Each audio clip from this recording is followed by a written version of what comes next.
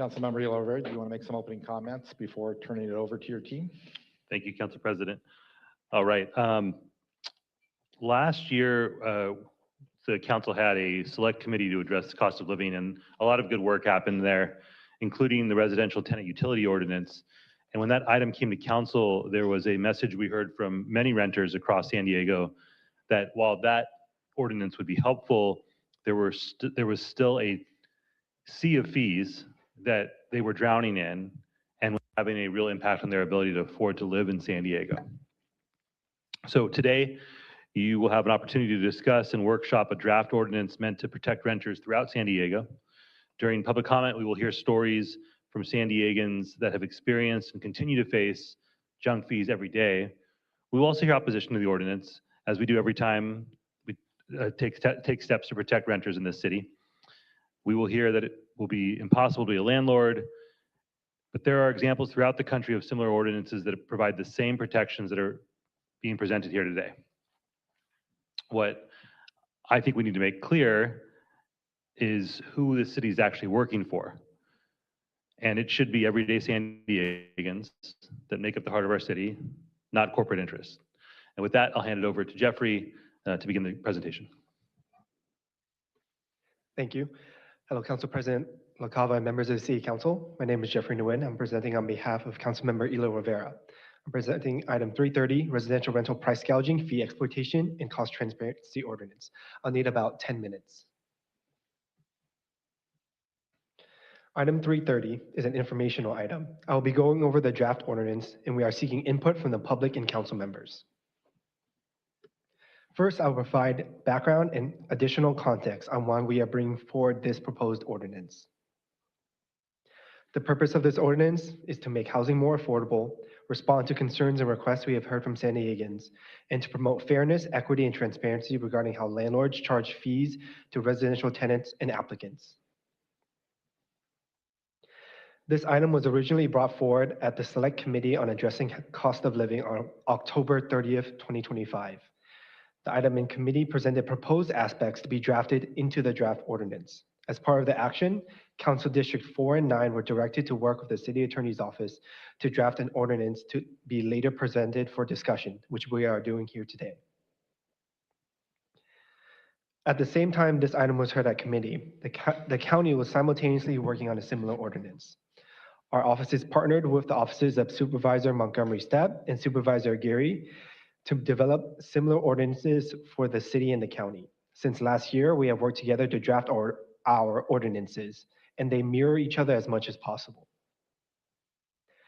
This is a brief overview of the rental market. Per Redfin, in Q3 of 2024, in the San Diego metro area, 48% of San Diegans were renters, and as of May 2026, the average rent in San Diego is approximately $3,027. Of the renters in San Diego, about 110,000 are cost burdens or pay more than 30% of their income to rent. This chart shows the proportion of recent renters by the number of applications they submitted. A 2024 report by the White House Council of Economic Advisors reports the burden of application fees totaled $176 million each year. A 2025 Zillow Consumer Housing Trends report noted fees may not apply equally throughout the rental market. Recent renters of color reported paying higher total amounts in application fees. They are also more likely to report paying at least one recurring fee. And renters between the ages of 18 and 29 are most likely to pay at least one recurring fee.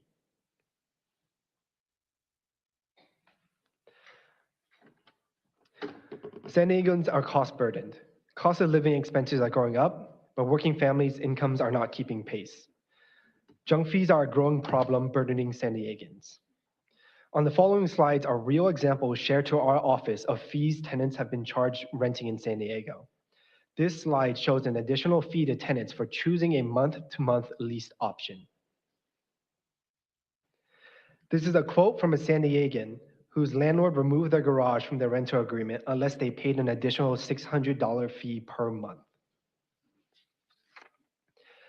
The next two slides are from another San Diegan who struggled to find a new home on short notice. Their landlord gave them 60-day notice to move out. With a household of 8, 3 adults and 5 children, they had to pay application and screening fees for 3 adults for every unit they applied to. They spent over $400 to apply, not to get housing, just to apply. They shared with our office that every denied application was met with the same response, that someone else is chosen or they had too many applications. In all of these instances, the landlord kept that money. Rental fees are any payment or charge imposed by a landlord to a tenant. A rental fee does not include rent, late fees, security deposits, and utility charges. Here are some examples of rental fees that tenants may need to pay to find a home or to continue living in their home. Other jurisdictions have begun taking actions against unnecessary or excessive fee practices. Bellingham, Washington capped late fees to 2% of outstanding monthly rent past due, capped security deposits, and prohibited a fee for the use of in-unit appliances, access to common areas, and more. The state of Virginia requires fee transparency, capped late fees, and provided a grace period for the late payment of rent. The state of Colorado prohibits persons from misrepresenting the pricing of goods and services and prohibited landlords from requiring tenants to pay a fee for the processing of rent and for the services necessary to comply with the responsibilities or obligations of the landlord. The state of Colorado also restricted pet deposits, pet rents, and pet-related rental fees. This graph shows the housing market in Colorado in response to the bill. The blue vertical line shows the implementation date, and the graph shows the proportion of rentals that were pet-friendly. As you can see, the proportion of pet-friendly units did not decrease. There are a number of state laws that regulate and provide certain protections on rental fees. Our proposal builds on current state law to provide additional needed protections. With this background, this leads into our policy proposal. Since May 19th, when the item was originally scheduled to be heard, there has been one addition to the draft that I would like to note. Under exemptions, we have added the exemption of affordable housing excluding Section 8. The proposed ordinance is divided into 2 main portions, charges to applicants and charges to tenants. Under charges to applicants, a landlord shall accept an applicant's screening report and not charge the applicant for the landlord to separately obtain any information included in the applicant's screening report. A landlord may charge an applicant a holding deposit in an amount not to exceed 5% of monthly rent for the residential rental property being held. If the landlord and applicant finalize a lease, the landlord shall refund the holding deposit to the applicant or apply the holding deposit to rent or the security deposit. If they fail to finalize a lease at no fault of the applicant, the landlord shall refund the holding deposit within 5 business days from the date the hold on the property expires. Under charges to tenants, a landlord shall not charge a tenant recurring fees in a cumulative amount greater than 5% of monthly rent. If a fee is recurring at intervals other than monthly, the landlord shall prorate the fee to a monthly rate for the purposes of this section. A landlord shall not charge a tenant a late fee in an amount greater than 2% of monthly rent. A landlord shall not charge a tenant a late fee unless rent is overdue by 7 days or greater. A landlord shall apply any payments by or on behalf of the tenant first to rent due and then to any unpaid late fees. A landlord shall not charge a tenant an amount greater than the processing fee imposed on the landlord. A landlord shall not charge a tenant a fee for services solicited by a landlord to maintain the residential rental property in a habitable condition, for example, pest control. A landlord shall not charge a tenant a fee for a tenant to own or maintain a common household pet at their residential rental property. The American Society for the Prevention of Cruelty to Animals, the ASPCA, provided our office data and insight into pet fees in San Diego. Pet-related charges are shown here. They are broken down by pet fees, pet deposits, and pet rent. Many of these fees were charged per pet. Finally, a landlord shall not charge a tenant a fee that is not specified in the lease. A tenant may agree in writing to a proposed fee not specified in the lease after the landlord provides written notice to the tenant not less than 30 days before the fee is intended to go into effect. The written notice shall include the following: purpose for the fee, total amount of the fee and the amount of each charge of the fee if charged in intervals, the duration the fee will be charged if charged in intervals, the commencement date the fee will be charged, and itemized billing for the fee. In other words, a tenant can reject a proposed new fee that a landlord is trying to impose that has not already been specified in the lease.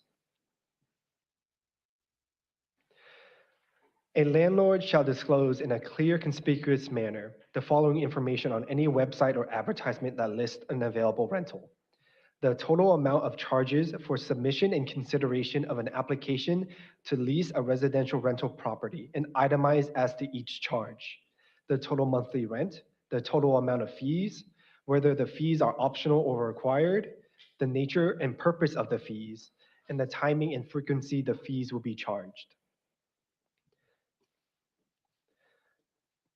A landlord shall itemize all fees distinct from rent in the lease and on any bill or invoice to the tenant. Each fee must be intelligible and distinct from other fees. On this slide is a current example pulled from various Zillow listings of fee transparency and fee disclosure in an online advertisement. This concludes the presentation. For the sake of time, I provided a high-level overview of the ordinance, and I'm happy to go over any portion in detail. Thank you. Thank you, Jeffrey. Council President, I'll just conclude by saying, again, this is a conversation that started last year. I want to thank Councilmember Foster for his partnership since committee and the work of his office, in addition to the partnership of our colleagues at the county, Supervisor Montgomery Stepp and Supervisor Aguirre. They've all been very helpful in getting us to this point. Thank you, Council President. All right, thank Councilmember Ela Rivera and your office's work, and to Jeremy and Maya for the presentation.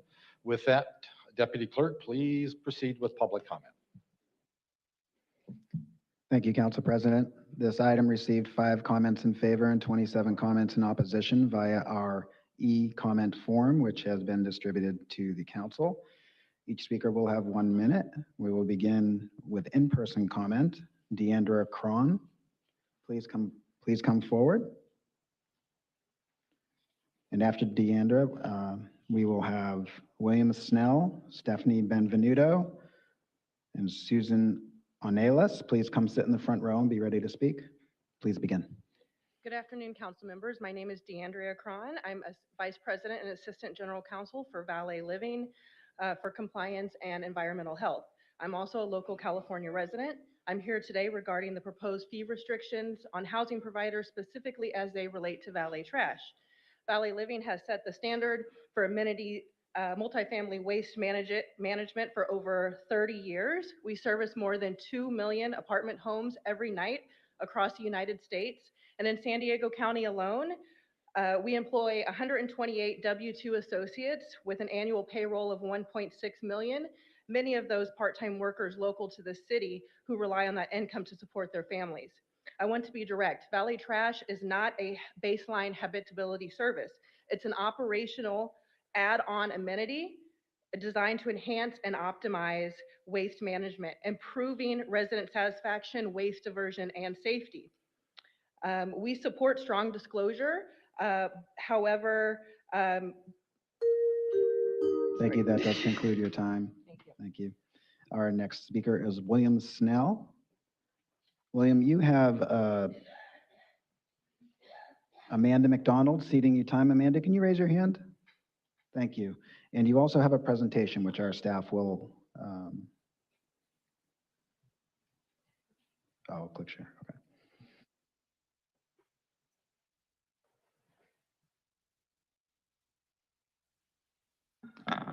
First of all, good afternoon to everyone.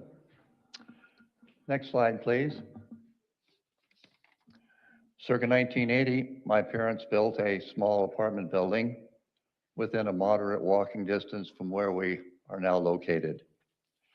We currently have tenants that have been there 12 years, 18 years, some have stayed over 20 years. We try to provide a quality environment at a very reasonable price. Next slide, please. I've never charged for a screening fee. I've never charged anyone at any time for a screening fee, period. Next slide, please. I do not use holding deposits. I believe a handshake between honorable individuals should be entirely adequate. Next slide, please. I do not charge for water, pest control, or trash. I can remember a time when the city of San Diego picked up the trash for free. Next slide, please.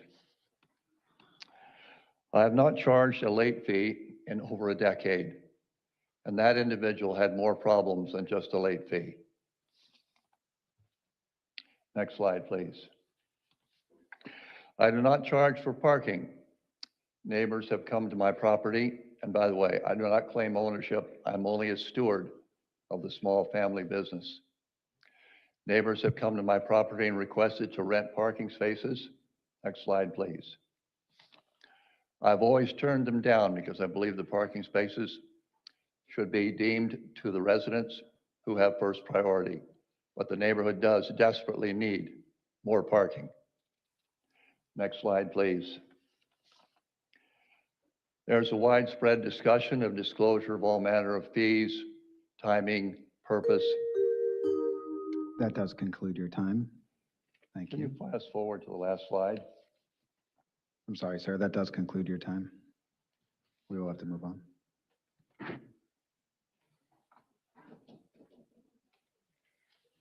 don't want to go after that. Our next speaker is Stephanie Benvenuto. Stephanie, you have 4 people ceding you time. When I call your name, please raise your hand. Matt Aubrey. Didn't make it in time. Okay. James Lawson. Elia Ramirez. No? And Crystal Valentine. Crystal? Okay, you will have 2 minutes. Getting sped from up you. version. Okay, cool. Thank you. My name is Stephanie Benvenuto. I'm here on behalf of the San Diego Building Industry Association, and I want to respectfully oppose this proposal. I'll start by recommitting to the goal that we share with you all, which is adding more homes to our stock, thereby lowering the costs. We have significant concerns with this policy, one, because we believe it will be difficult to enact, but secondarily, because we think it jeopardizes investment that is necessary to build homes. We are very interested in the transparency item. We do believe that that is a component that we can support, and that is best practice. Many of our members already do that. Fundamentally, the problem with the capital investment is that these homes don't get built by one wealthy individual. We have to go to a market. That market sets a rate of return. That rate of return is only met when people can recoup their costs of housing. This policy jeopardizes that with a more blanket approach. We think that there is far more room to continue working with the author's office to identify something that's more functional, that avoids unintended consequences, and that creates enough supply so that people have the options of where they live, thereby limiting predatory behavior like what we're seeing and hearing so much of today. So again, we ask for additional time to work with the author. We hope that our considerations around unintended consequences are heard. We did submit a letter to you all highlighting some of those, and we will be available for further discussion with you in your offices. Thank you. Thank you. Our next speaker is Susan O'Neill. You'll have 1 minute. Please begin. Hi, good afternoon, council members. My name is Susan Ornelas, and I am a junior studying political science at San Diego State University. I grew up in an apartment with my siblings where my mom, who was a single parent and the head of our household, worked hard to keep a roof over our head. As a child, I remember the worry on my mom's face every time our rent increased. So whether it was $50 or $100, and at the time I didn't understand the numbers, I just knew our whole family carried that stress. Families deserve stability, not uncertainty. Requiring transparency and protecting renters from unnecessary charges help families plan, budget, and stay housed. Please support this ordinance and help make renting more fair and transparent. Thank you so much for your time. Thank you. Our next speaker is Sheila Barefoot, and followed by Michelle Finlin, Joni Halpern, Caitlin McQuaid, and Annette Cabanis. Please come forward to the front row to be ready to speak. Sheila? As she's coming up, I kind of forgot there's a lot of people, probably are in chambers for the very first time, so we have a certain decorum Rather than doing clapping, whether you agree or disagree, thumbs up if you agree with the speaker, you want to indicate that to the council, thumbs down if you disagree, and that allows us to keep the meeting going. So thank you very much for the courtesy. Good afternoon, council members. My name is Sheila Barefoot. I'm a San Diego resident, a renter, and a member of Heal and Run. I'm here today asking you to support the junk fee ordinance. As someone who experienced homelessness myself, I can attest to the difficulties of finding shelter. Not only is it the relentless rising cost of rent, but the unpredictability factor of junk fees that makes it a burden on San Diego renters like myself. It was a hard climb back to being housed, and the pressure of junk fees makes it unpredictable, as I do have trash and sewer fees added to my rent. Many in our community who are seeking housing after homelessness not only find affordability a blockade, but additional junk fees make it even more burdensome. Those who live on fixed or strict budgets need predictability. This ordinance will stop fee exploitation and bring transparency. Again, I urge you to support the junk fee ordinance. Thank you for your time. Thank you. Our next speaker is Michelle Finlan. Michelle, you have time ceded to you by Julietta. Julietta, could you raise? Okay, great. You'll have 2 minutes. Please begin. Good afternoon, council members. My name is Michelle Finlan, and I'm an advocate with the HEAL Network. I'm here to urge your full and urgent support of the junk fee ordinance. I became homeless in 2022 after fleeing a domestic violence situation, and I remained that way for 3 years. I went from owning a thriving business and living in a beautiful apartment to working multiple service industry jobs while living out of my car. When you're homeless, you're exhausted, you're absolutely hungry, and you're depressed, and you're saving every last penny just to be able to rebuild your stability. Saving for a deposit became one of my last worries. When I finally started applying for apartments, I hit a brick wall of predatory and hidden fees. I was really devastated to find out exactly how misleading advertisements were. Landlords are tacking on additional application fees, there's hidden administrative charges, and every single time I thought I was gonna get housed, the rug would get pulled out from underneath me. When you are homeless or just cash poor in general, which a lot of us are now, $50 to $100 in unexpected fees is not an inconvenience. It's a barrier to safety. This ordinance directly solves the exact barriers that I was facing when trying to find housing. This allows transparency in advertisements and allows for applicants to reuse their screening processes so that they don't have to keep paying. I never overcame these hurdles. I just found ways around them. I lived off-grid in a tiny home, and now I'm renting from a religious cult. So, not ideal. This ordinance provides predictability that people need to survive. I really hope that you take this into consideration, and I really hope that you push this forward to help protect thousands of San Diegans, either help find housing or keep a place to call home. Thank you so much. Thank you. Our next speaker is Joni Halpern. Joni, you have time ceded to you by the following people. If you could raise your hand when I call your name. Layla Guma. Layla, thank you. Hinda Tahiro. Okay. And Patrice. Okay, great. Thank you. Go ahead. You will have 4 minutes. Good afternoon. My name is Joni Halpern. I work as a lawyer at the Partnership for the Advancement of New Americans. We serve immigrants who are some of the hardest working people earning at the bottom of the wage scale. And their work is very important. They're the ones who care for the sick, the elderly, the kids. They clean hotels and hospitals, office buildings, houses.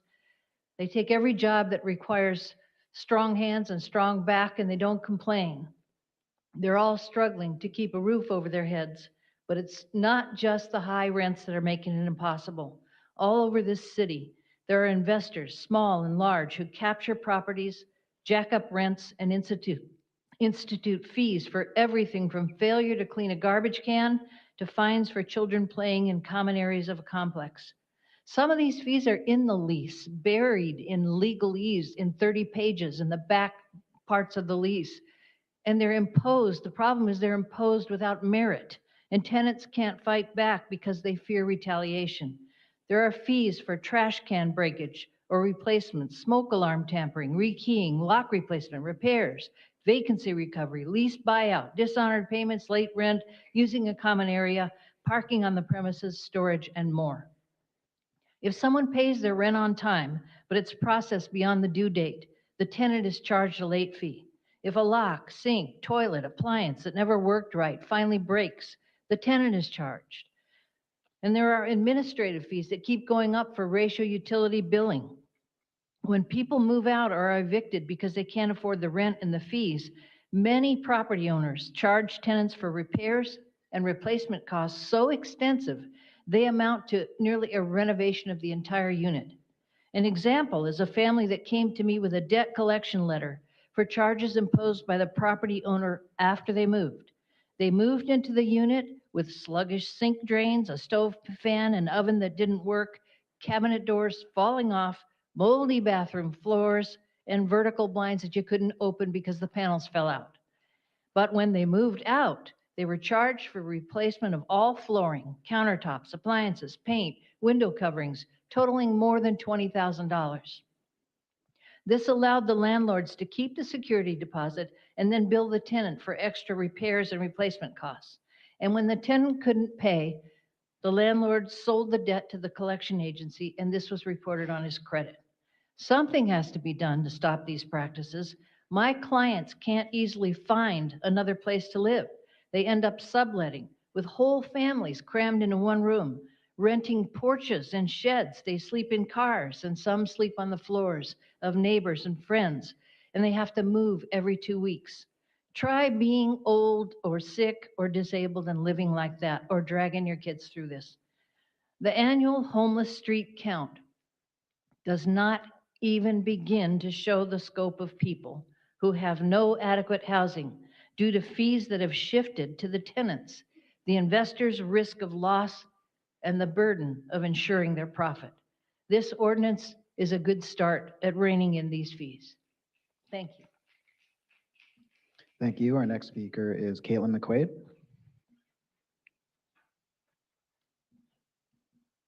Good afternoon, council members. My name is Caitlin McQuaid. I'm a lifelong San Diegan. I'm a renter and I'm a single mother. I know how quickly housing can become unstable. I've experienced homelessness, and today the only reason my family is housed is because a relative rents us a home for an incredibly reduced rent. Even with that support, we are still one unexpected expense away from losing everything. That's why junk fees matter. When families are already choosing between groceries, childcare, and keeping the lights on, a surprising house fee can be the expense that pushes them over the edge. Renters deserve to know the true cost of housing before they sign a lease, not after. Price transparency and limits on unnecessary fees will help families budget, stay housed, and to avoid homelessness. I urge you to support this ordinance.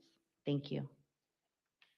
Thank you. Our next speaker is Annette Cabinas. While Annette approaches the microphone, could Al Del Mastro, Homaira Yusafi, Lucky Aiden, and Salio Usman please come forward to the front row? Annette, you'll have 1 minute. Please begin. Good afternoon, council members. My name is Annette Cabinas, and I'm here today with the HEAL Network in support of the junk fee ordinance. Junk ordinance fee. And excuse me, San Diego is the most expensive city in the country. For many renters, one expected bill can mean the difference between staying housed and facing homelessness. I do know this because I have been chronically homeless in San Diego for some time. Recently, my son just rented an apartment and he had to pay out about $160 just in screening fees. And he just applied to one place before he had found something, but that's $160. That makes a lot of difference in someone who's on a restricted budget. Not only are we seeing the fees higher, I'm sorry, we are also, oops, thank you. That does conclude your time. Thank you very Thank you. Our next speaker is Al Del Mastro. And Al, you have time ceded to you by Owen Drewennecke. Can you raise your hand? Okay. Please begin. You'll have 2 minutes. Hi, my name's Al Del Mastro. I'm a senior. I'm an ex-blue collar worker. I'm a disabled veteran. And yes, I'm a small mom and pop landlord.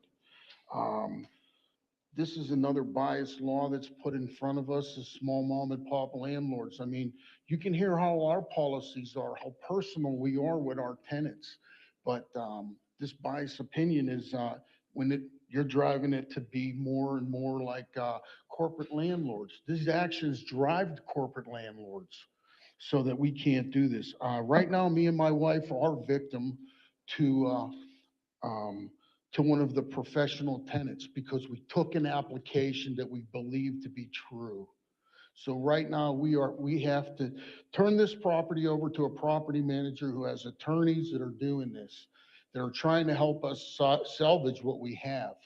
Me and my wife, we decided to buy a property 20 years ago and never buy a home. We bought a fiveplex that we live in Claremont. And the deal is that I do most of the work. As a blue collar worker, I'd work weekends, holidays, all that, to have a retirement of some kind.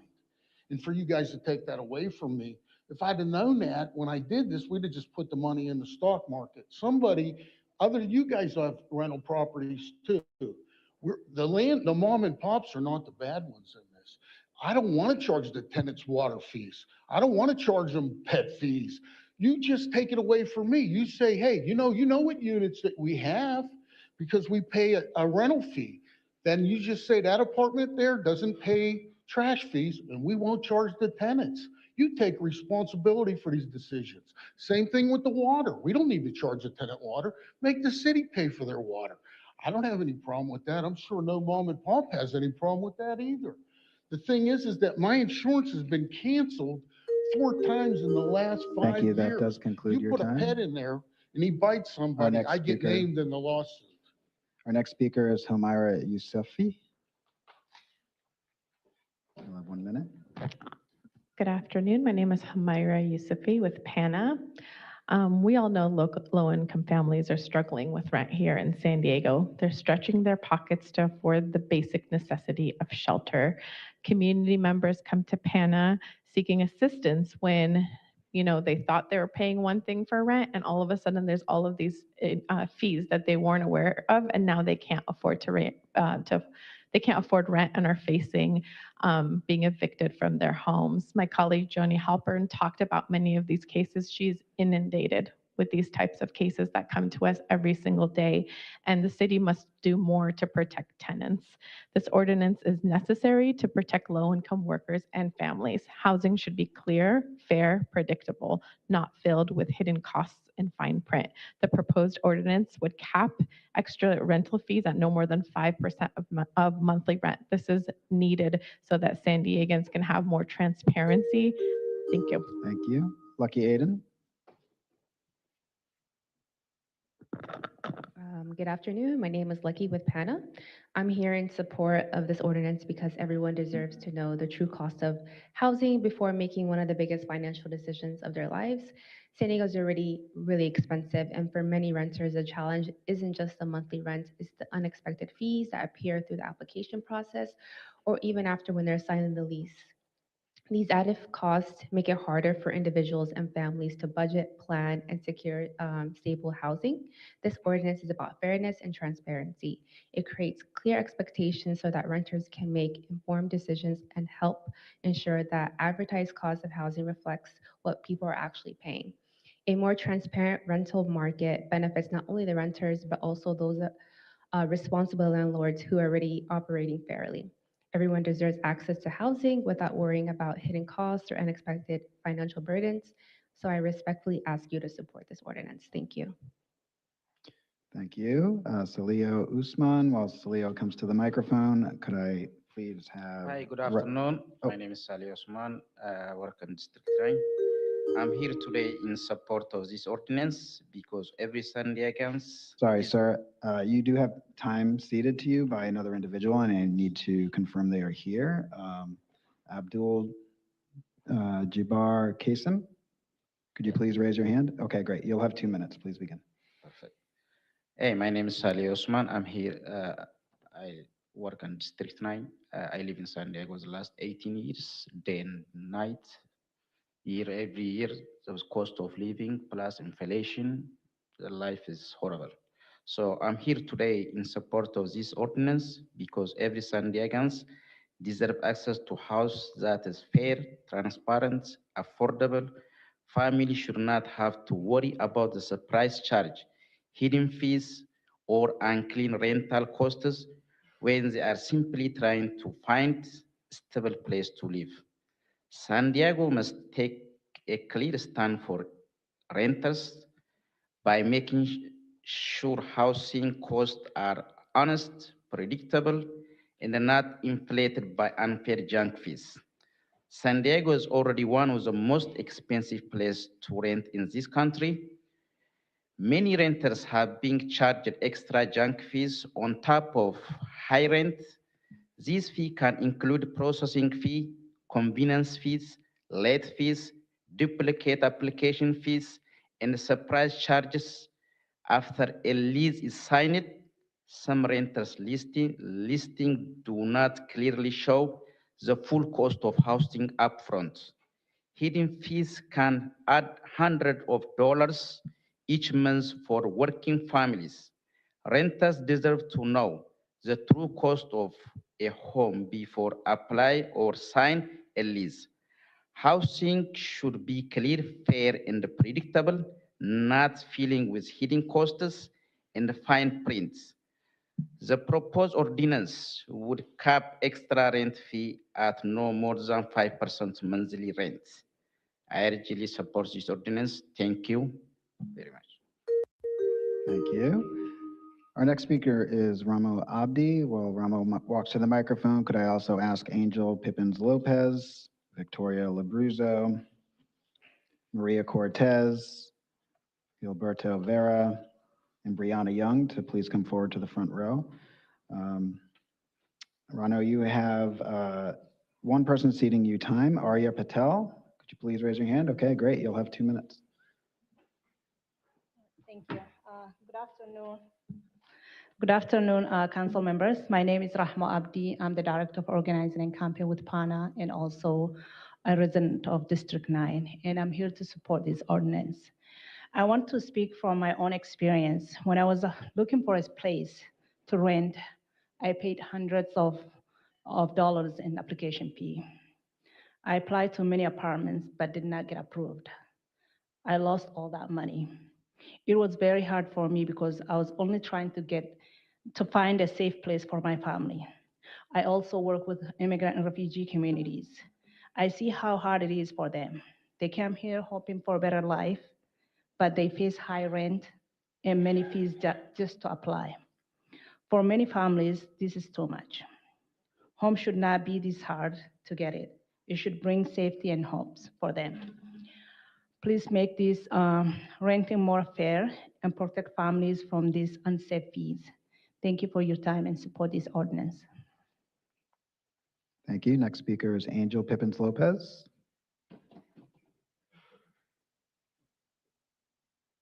Hi, everyone. My name is Angel Pippins Lopez, and I'm the Transportation and Planning Program Manager with City Heights CDC. I'm also a renter and a longtime resident of the city of San Diego. And in the process of securing my lease, I paid over $500 in screening fees that I did not get back, as many of the people here have experienced. At the same time, I've received monthly bills for ranging between $50 and $250 for various junk fees that I rarely see the benefit of. It is very serious when San Diegans come to you and say, this is a real problem that renters are facing. Every day, displacement becomes a more serious issue for the city of San Diego, and it's essential that we do what we can to avoid displacement and educate renters on how they can ensure that they are being protected.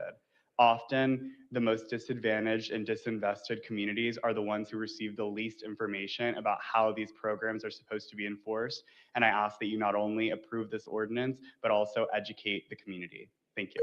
Thank you. Our next speaker is Victoria Labruzzo. Victoria, you have time ceded to you by Nicholas Labruzzo. Could you raise your hand? Thank you, Nicholas. And Angela Malloy? Angela? Okay, there she is. Go ahead, you'll have 3 minutes. Okay, thank you. Good afternoon, President LaCava and council members. Today I'm coming to you as an ordinary citizen of San Diego and an everyday citizen. My name is Victoria Labruzzo. For nearly 30 years, I've been a housing provider off and on here in San Diego. My husband served in the military, and every time his orders took us away, we rented out our family home so that one day we could return to the city we love.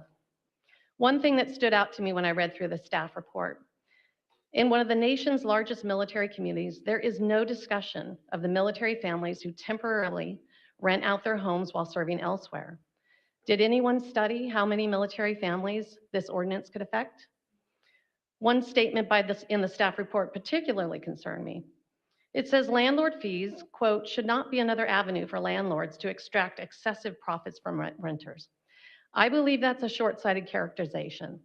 For my family, this wasn't an investment property. This was our home.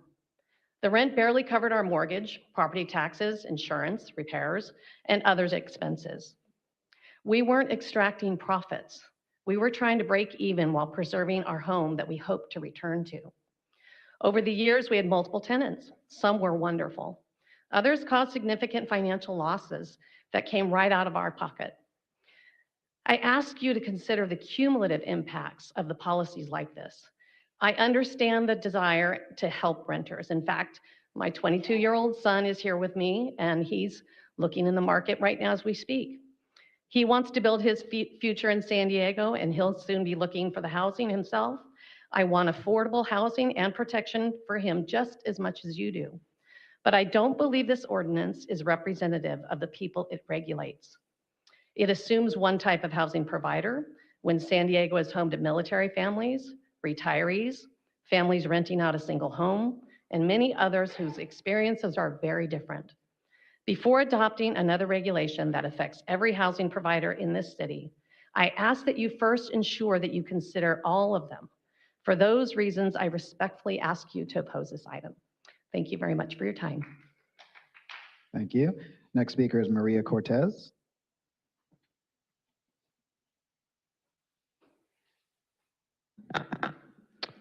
Hello, my name is Maria Cortez. I'm a resident of City Heights for 54 years.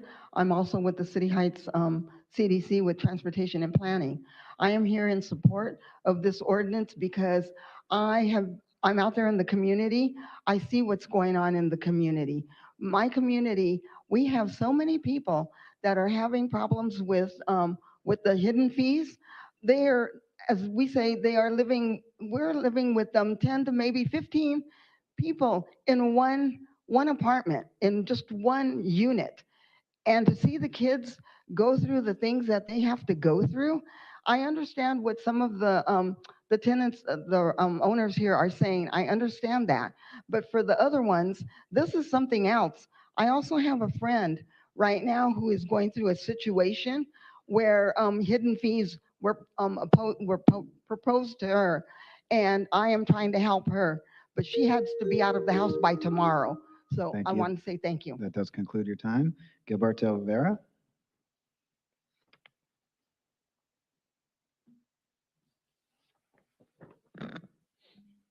Good afternoon, council members. My name is Gil Vera. I'm the director of the Housing Justice Collaborative at Legal Aid Society San Diego. At Legal Aid, our mission is to prevent homelessness with holistic wraparound services and enforcing laws to protect our most vulnerable from exploitation. We are seeing landlords charge fees to cover things landlords are legally responsible for, such as monthly pest control fees, fees to stay month to month, maintenance fees, and demanding that their tenants pay for monthly insurance premium that protects the landlord's property and limit their own liability. This is exploitation. We see firsthand how hidden fees push families to the brink and are designed to leech off tenants. The rent ledgers we see today have more than 5 monthly charges a month that result in long, complex ledgers that confuse tenants. You shouldn't need an MBA or accounting degree to decipher your own ledger. By closing loopholes and demanding transparencies, we're helping to build a more fair and stable housing market for everyone in San Diego, something that I would think ethical housing providers would be supportive of. Thank you for your time. Thank you. Next speaker is Brianna Young. While Brianna comes to the microphone, I would ask Alex Vasquez, Melanie Woods, David Baker, Claire Snyder, and Carmen Penaloza Valdez to please come forward to the front row. Brianna, please begin. You'll have 1 minute. Good afternoon, members of the council. My name is Brianna Young, and while I am currently an intern at the San Diego and Imperial County Labor Council, I am here today representing myself. I doubt you need to hear more about the affordability issues here in San Diego, but that is one of the reasons you sit here on this council. I'm a recent graduate from UC San Diego, and I learned the lay of the land in La Jolla, so it didn't take me long to realize I was out of my tax bracket. My roommates and I, who are all full-time working students, have been looking to relocate. No fancy coastal places, just somewhere simple to start our lives and careers and finish our degrees. But it hasn't been that simple. Even finding a home in our price range, we're still hit with these junk fees that are on the agenda today. In the month of June alone, we spent roughly $250 on application fees and screenings, background screenings. We were still rejected from every place. This isn't getting into the fact that we're struggling to find a place that's livable, safe, and accessible. There are already hidden fees everywhere. They're hidden in our grocery stores, going to the gas pump, getting insured, and now just trying to find a place to live. I can't afford it. We can't afford it. So I support this ordinance, and I hope you will too. Thank you. Alex Vasquez.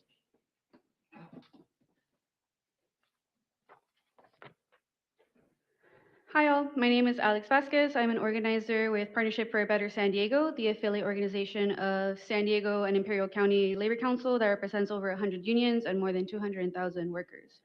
I am here to support the junk fee ordinance that was proposed by Councilmember Shawnila Rivera because looking for housing should come with transparency. I have personally struggled to find housing in San Diego. As someone who has been through that with roommates, meaning several incomes, it was still expensive and ridiculous to be paying $30 to $60 per application. What is worse is that it wasn't even guaranteed to get housing, and the competition is insane. You go to an open house, and you feel like a sardine because there are so many other people who are looking for it and paid an application fee just to see this apartment or house. Too many San Diego residents are paying unexpected fees and other costs that are already expensive housing. It makes it even harder. I appreciate the city taking a closer look at this issue, and I encourage you to continue advancing policies that increase transparency. Thank you. Thank you. Melanie Woods. Melanie, you have several people ceding your time, so if you could just raise your hand when I read your name, verify you're here. Fnu Monsi? Denise Dennis? Lanisha Hamilton? Okay. Adrienne Medina? Okay. Angela May?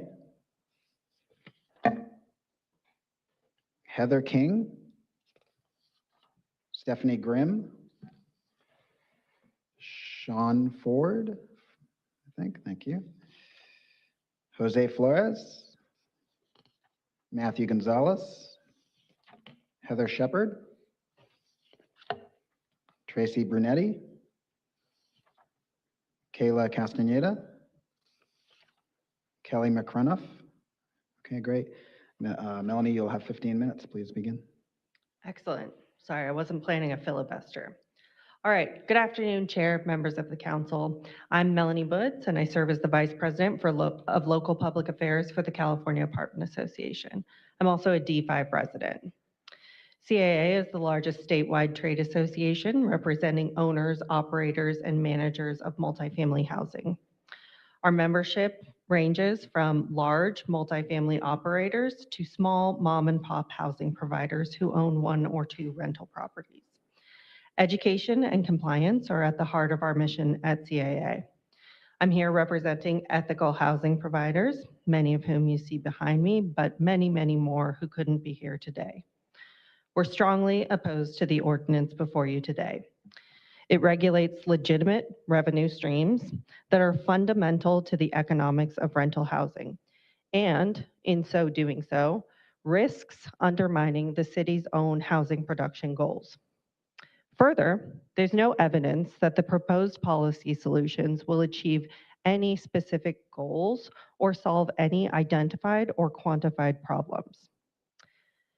One of our biggest concerns on this proposal is the cap on fees. These aren't hidden fees. They're a commonly used revenue stream baked into the financing and revenue assumptions of housing projects. These fees are driven by the cost of labor, insurance, maintenance contracts, utilities, and vendor expenses. The 5% cap is arbitrary, and it's too low to account for the market rate of providing these amenities and too low for housing providers to cover their own costs. Capping the amount that may be charged for these services will either require housing providers to shift those costs into base rent or reduce the availability of optional services altogether. As currently drafted, this ordinance also includes optional services under the 5% cap. Think reserved parking, storage units, technology packages, and pet amenities. These are all optional expenses that residents voluntarily choose based on their own needs. But these services have real operating costs. Pet-friendly housing has to provide pet relief areas, trash baggies, and pay staff to clean up when less diligent pet owners do not.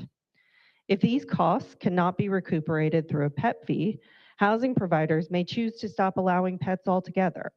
Or if they still allow pets, these costs will be wrapped into base rents and shouldered by tenants regardless of whether they own a pet. Additionally, this arbitrary cap has no relationship to actual costs. Picture a scenario, one person paying $3,000 in rent and another paying $2,500. They are each paying a capped 5% in fees. Should the resident paying $2,500 pay less in those fees despite receiving the same services? Ironically, this creates a situation where allowable fee increase as rent increase, even though the cost of providing these services remains the same. None of those outcomes improve affordability.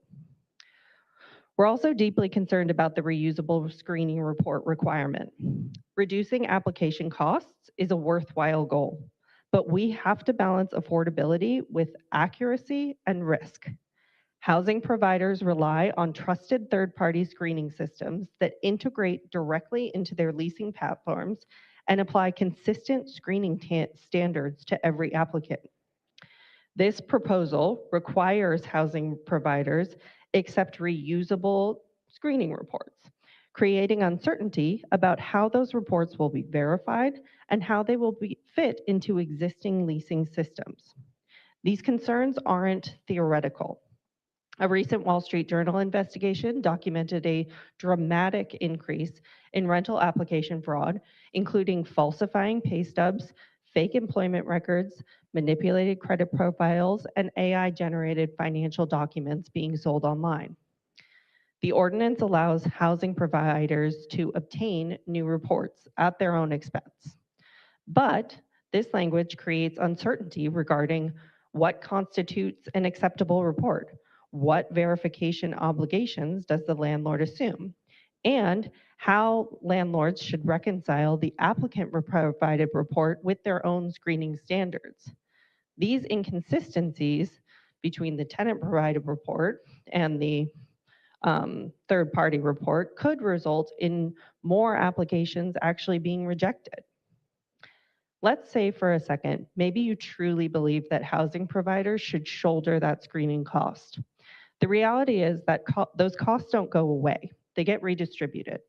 Housing providers shouldering that burden are more likely to adopt higher screening criteria, close listings quickly, and close opportunities for tenants wanting to be rescreened. These outcomes do not increase housing opportunity and affordability. In fact, they may harm it. Moving on to late rent. The ordinance also fundamentally changes how late payments are handled.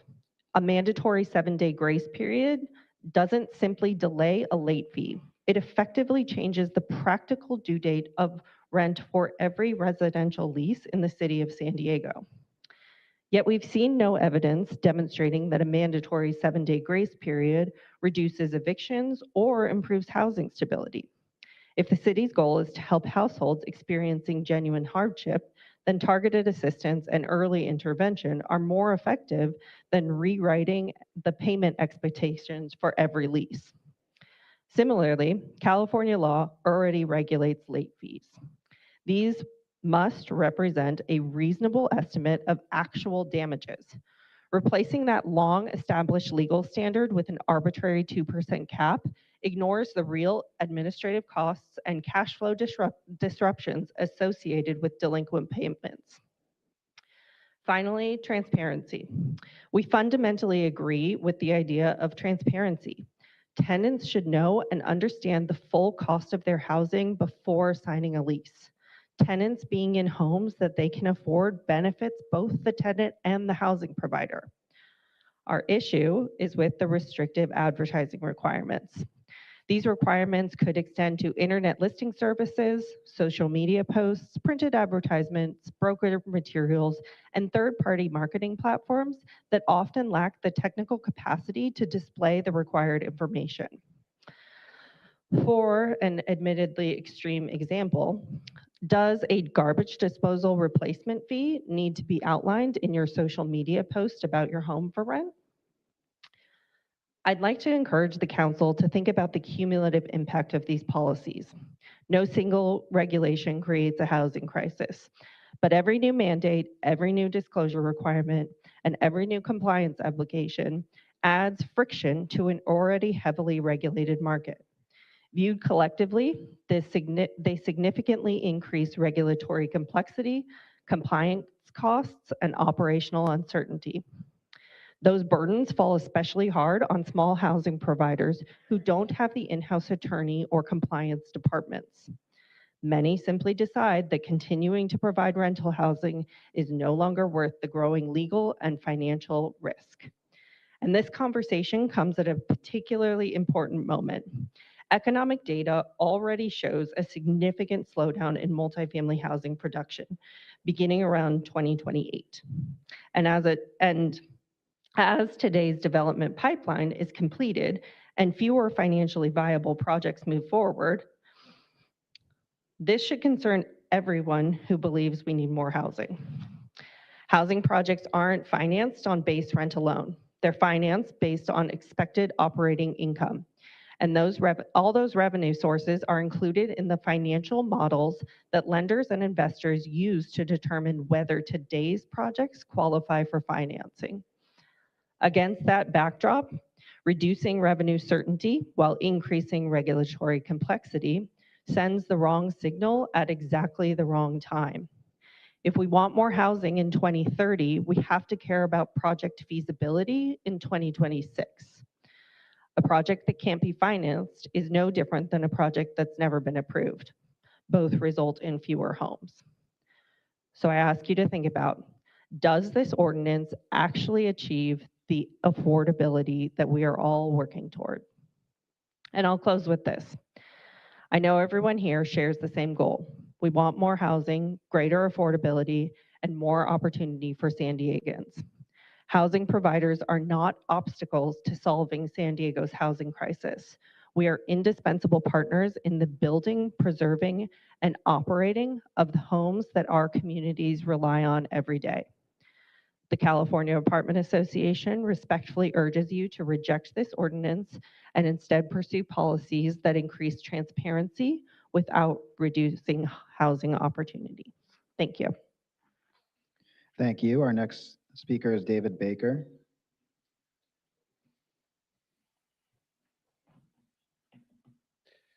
Hello, Council. My name is David Baker. I work with an organization that helps young people exit homelessness and secure stable housing.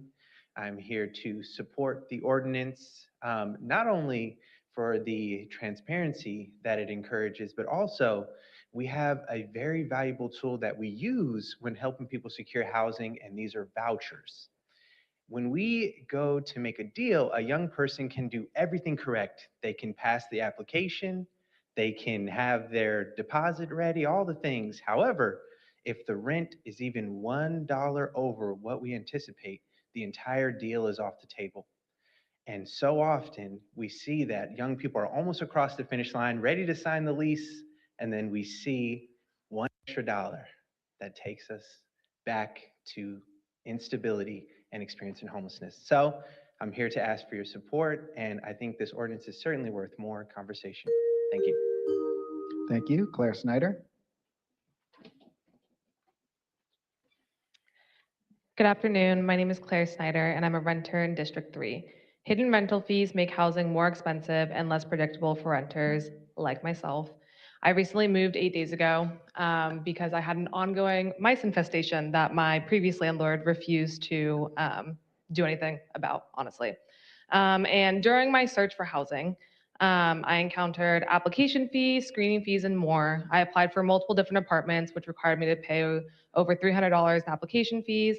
And also in my search, I encountered pet screening fees, which was an additional pet fee I had to pay to screen my dog. And many of these property owners or managers wouldn't tell me what the restrictions were, what they were looking for with this pet screening fee. And so I just didn't apply to them because why would I pay an additional $30 to have my dog, which is going to be really scary to a lot of these housing providers in here, a 40-pound pit bull, was going to be rejected anyways. So rent is expensive enough. I urge you to vote yes on this Thank you. That ordinance. does Thank conclude you. your time. Our next speaker is Carmen Pinazola Valdez. While she comes to the microphone, could I also call up Tristan Beery, Liliana Soriano, Aaron Harn, Lupe Rojas, and Nicole Lilly. Please come sit in the front row. Please begin. Hi, my name is Carmen. I'm a D9 resident, and I'm here with YouthWill to urge you to support this item. Through much of our work as a youth-serving organization, a consistent area of concern for our communities is housing, and a big issue are these fees. There are fees everywhere, and the rent that we are originally getting hooked on with, or that is advertised to us, is never actually the real rent that we have to pay. Hidden fees make living in San Diego even less possible. In my personal experience, I'm already having to struggle with many issues that myself and other youth are experiencing, like food is incredibly expensive, gas and transportation, schooling is expensive. Trying to find stable working opportunities with good pay to actually sustain ourselves with a roof over our head is nearly impossible. So yeah, too many times have myself and my siblings who often live together have to choose between basic needs and random fees that we get notified about. But we deal with it. We deal with broken sinks and bad bathroom conditions because we don't want to get feed because then we'll end up homeless. So yeah, please Thank you. That support does this. conclude your time. Tristan Beery. Hello, Council. My name is Tristan Beery, and I am with YouthWill and the San Diego Youth Homelessness Consortium, where I work with youth throughout our city. As someone who was homeless 6 times before he was 18, I'm here to strongly urge you to vote yes on item 330. Hidden rental fees make housing more expensive and less predictable for renters. As someone who gets the opportunity to talk with youth on a nearly daily basis, I'm hearing constantly about their struggles with cost of living and particularly housing costs. We need to do everything we can to ensure that these youth know exactly what they're getting into and what they're going to be paying when they start renting a new apartment, so there aren't any surprises.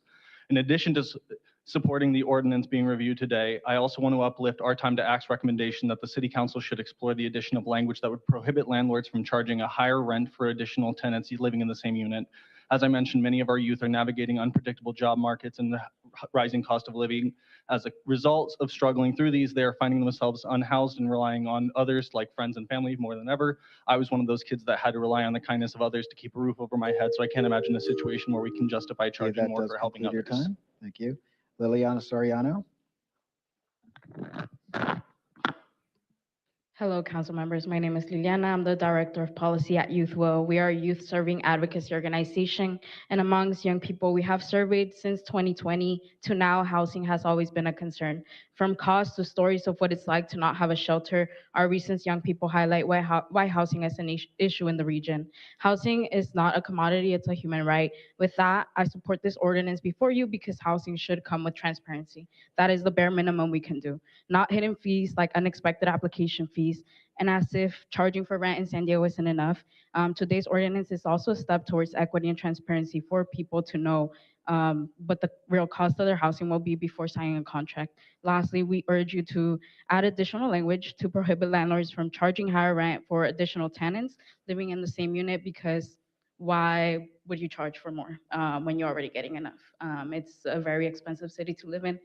Support today's ordinance, the rest of you council members that didn't author this. Thank you.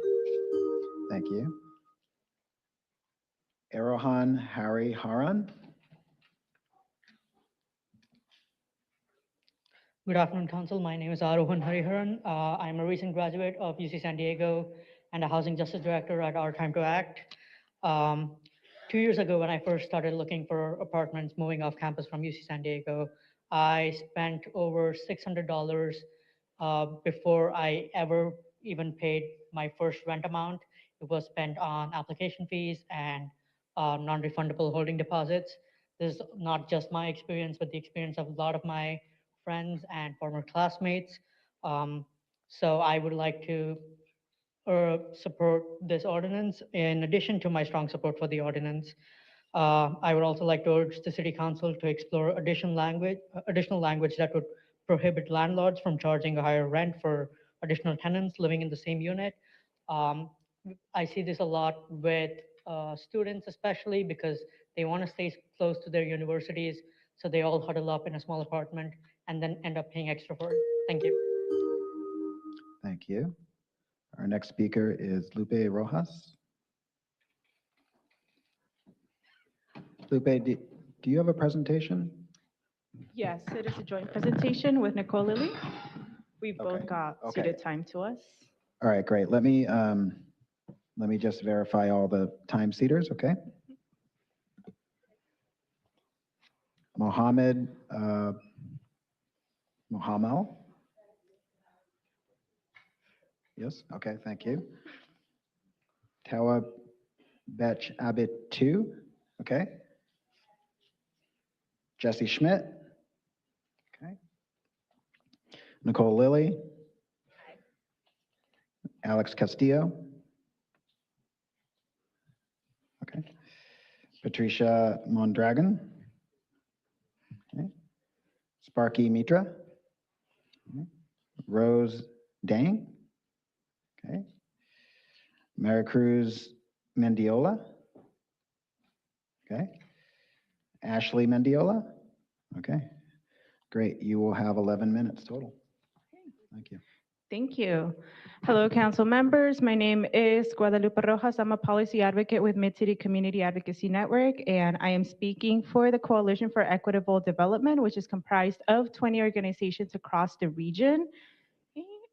Hello, my name is Nicole Lilly. I'm a 23-year-old renter in District 3 and the executive director of Our Time to Act.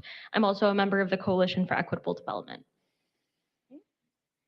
And, is that the first slide? Okay, yes. So as we heard, housing in San Diego is already expensive. And then when you have all of these hidden fees, it becomes even more unaffordable for a lot of the population that we have out here, especially younger folks who are still making a living and finding stability in their lives. Unfortunately, more than half of the housing cost burden San Diegans spend more than 30% of their income on housing. Next slide, please. As you already learned, junk fees are any additional fees that are not reflected on the lease that, on the price that is being advertised. Here you see it being advertised at $2,200, and everything else listed is considered a junk fee for not being disclosed on the lease that is signed by the tenant. Next slide, please.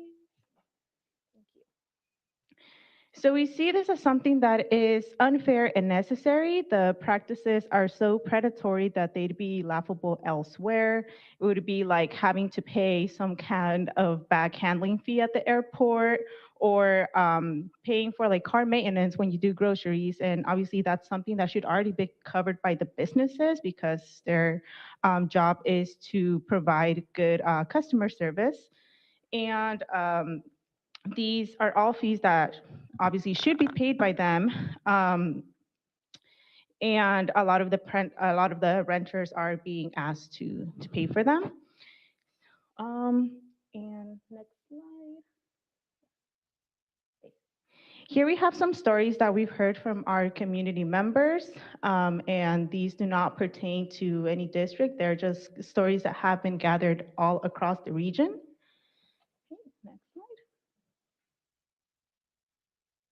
Unfortunately, some landlords ignore the basic facts by arguing that there's no clear data-driven justification for this ordinance, yet more than 25% of residents spend half of their income on housing.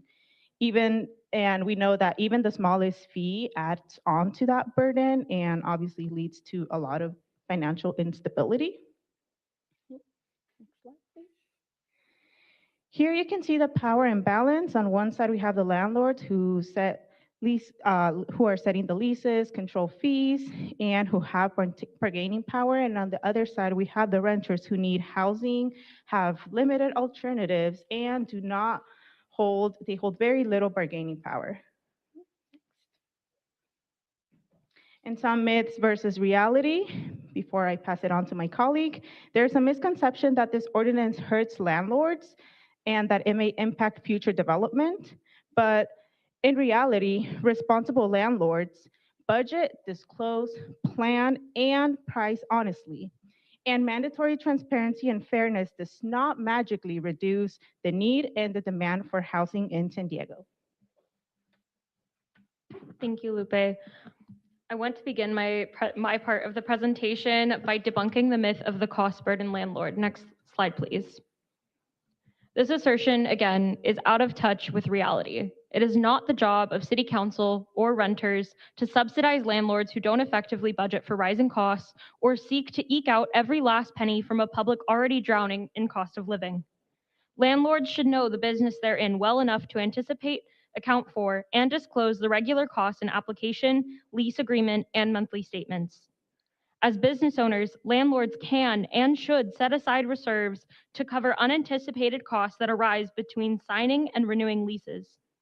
If landlords can't maintain business, they have the option to sell to generate income. Renters often have nowhere else to go and constantly rising prices outside of housing to contend with. I want to reiterate the comments of my colleague. Mandating basic transparency and fairness does not magically reduce the need and demand of housing in San Diego. In reality, implementing protections that this ordinance has the potential to take significant cost burden and pressure off of San Diego renters and increase their purchasing power and in fact increase demand for housing. Next slide, please. So let's talk about what this ordinance does. The Residential Rental Price Gouging Fee Exploitation and Cost Transparency Ordinance will require rental advertisements clearly disclose all costs and fees. This includes transparency around the purpose, frequency, and requirements surrounding these costs. It allows valid screening reports from consumer agencies to be used for up to 30 days. And this element is vital, as you've heard today, as no one should have to pay hundreds of dollars just to apply for housing. This ordinance also caps holding deposits at 5% of monthly rent and prevents predatory behavior by requiring that deposits be returned, whether as a refund or applying it to subsequent rent and/or security deposits. It caps all recurring fees at 5% of monthly rent. It accounts for non-monthly recurring fees through prorated rates. And this closes loopholes left by state laws, which, as one community member shared with me, allowed their landlord to increase their parking fee from $30 a month to $300 to get around the 10% annual rental increase cap. It caps late fees at 2% of monthly rent and mandates that this change can't come unless rent is 7 or more days delayed, preventing, as our partners at PANA shared, from residents being charged for an on-time payment that the bank takes longer to process. It also prioritizes that payments go towards rent before fees. And this, I want to emphasize, nearly every young person's lease I've reviewed mandates 6%, 10%, or higher late fees and includes predatory language demanding payments apply first to fees, pushing tenants further behind on rent as they try to catch up. This ordinance prohibits fees for ownership and maintenance of common household pets or charges for basic habitability because, as you may have seen in the stories shared earlier this presentation, people already living paycheck to paycheck should not have to worry about if they're able to keep their pet or pay out of pocket for pest control. These postcards will be shared with you in the weeks to come, and there's even more to come. These are filled with stories of renters and residents all over San Diego who are struggling with rental junk fees and hidden fees and a lack of transparency from landlords. This ordinance mandates, as its name states, transparency. It prohibits upcharging for processing fees and requires proper 30-day notice and written agreement from tenants for fees not previously agreed upon in the lease. That is basic contractual respect. Next slide, please. I want to emphasize as a young renter, as an organizer who works with San Diegans experiencing the brunt of our housing crisis every day, housing is not a luxury. It is a basic necessity. Housing has been time and time again proven to be the foundation for our health, education, employment, financial stability, and access to resources and opportunity. It determines our life outcomes. Unpredictable housing costs and hidden junk fees are not simply inconvenient, they cause untold harm to San Diego families and communities. Next slide, please. And real protection requires accountability. This ordinance provides that accountability. It provides that accountability through enforcement, where it does allow claims to be proven in court, where a tenant or applicant claiming a violation may file an action against a landlord in court, and remedies, where a tenant or applicant may seek injunctive relief, equitable relief, and money damages, including punitive damages in a civil action against a landlord or for a violation. And as another community member shared, everyone deserves the right to a roof over their head. This ordinance would make the process of applying to housing more equitable. Next slide, please. Next, renters are simply asking for fairness and transparency to be a two-way street. City officials have a long history of propping up homeowner and landlord investments and treating renters as second-class citizens. I have heard dehumanizing language about renters from this dais, as well as previous daises. 79,127 investor-owned rental homes in San Diego also clarified that this is a lucrative business. And landlords want fairness and transparency from their tenants, but renters deserve that same courtesy from their landlords. And I want to also say that any ethical, truly ethical landlord would not be worried about any of the provisions in this ordinance. And if you have to call yourself an ethical landlord rather than actually have your tenants up here speaking on your behalf, then I don't think you are one. Next slide, please. This ordinance will make calling San Diego home a more attainable dream for the very people working hard to make this city the desirable place we love to live in. The Coalition for Equitable Development is respectfully urging Council to support the residential rental price gouging, fee exploitation, and cost transparency ordinance today on behalf of all San Diegans. This benefits all of us, not just renters. I strongly urge your support as this item moves forward. Thank you so much for your time. Thank you. Kimberly Miller, would you please come forward? While Kimberly comes forward, could Mark Schmidt, Juliana Tetlow, Andrew Malik, and Paul Kruger please come to the front row?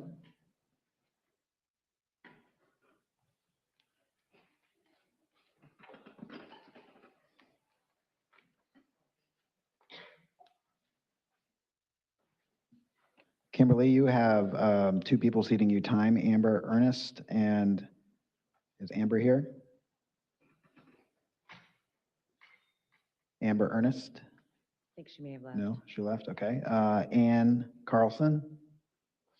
Okay, I see Ann, so you'll have 2 minutes. Great, thank you. Good afternoon, council members. Kimberly Miller on behalf of the Southern California Rental Housing Association. SCRHA has been engaged in working groups on this topic since last October and is committed to collaboration. However, as I stand here before you today, we have critical questions that remain unanswered throughout their engagement. On screening, fraud is a growing crisis. Application fraud jumped 40% last year nationally. How will this ordinance protect providers when regulated third-party screening already exists for exactly that purpose? On the 5% holding deposit cap, 5% does not cover 2 days of lost rent. Will this requirement discourage a practice that helps prospective renters reserve a unit as they apply for the property? On the 5% fee cap, what analysis established the percentage of 5%? Does the cap consider different property types and locations throughout the city? Will the city look to help providers if the cap forces them to deny a service a tenant wants? On late fees, SCRHA believes that state law should just simply be the standard here. More importantly, requiring a week or more of no payment of rent before late fees can be imposed may disproportionately impact small to mid-sized property owners. On pet fees, With security deposits capped at 1 month's rent, pet fees offset real damage costs. What recourse will rental providers have for pet damage to communal areas? On advertising, does this apply to yard signs and print ads? Will rental providers be liable for third-party listing sites they do not control? This impacts largely seniors and mom and pop owners that don't use websites. On transparency, SCRHA supports transparency for all, and they believe that data could help inform and provide much-needed insight into this discussion since similar bills at the state, SB 681 and AB 1248, failed at the state. Thank you so much. Thank you. Mark Schmidt. Hi, thank you, City Council. I appreciate it. So I honestly believe there should be transparency for all, both sides, both ways. As far as there'll be tremendous fraud, I believe, in these credit checks if you don't allow the landlord to do credit checks. But I want to get to the big point of things. Developers are not coming to San Diego to build housing.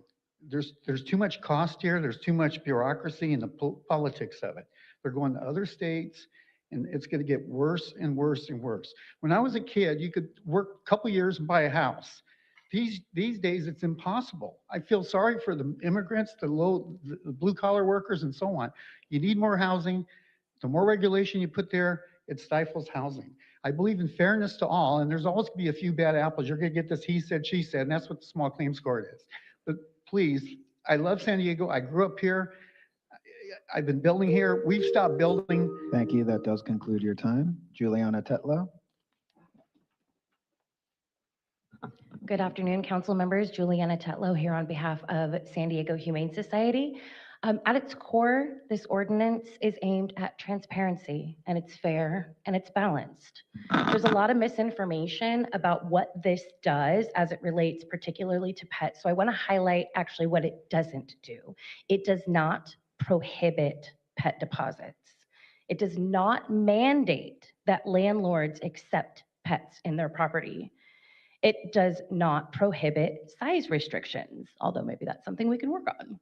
And it does not prohibit a landlord or owner from protecting their asset.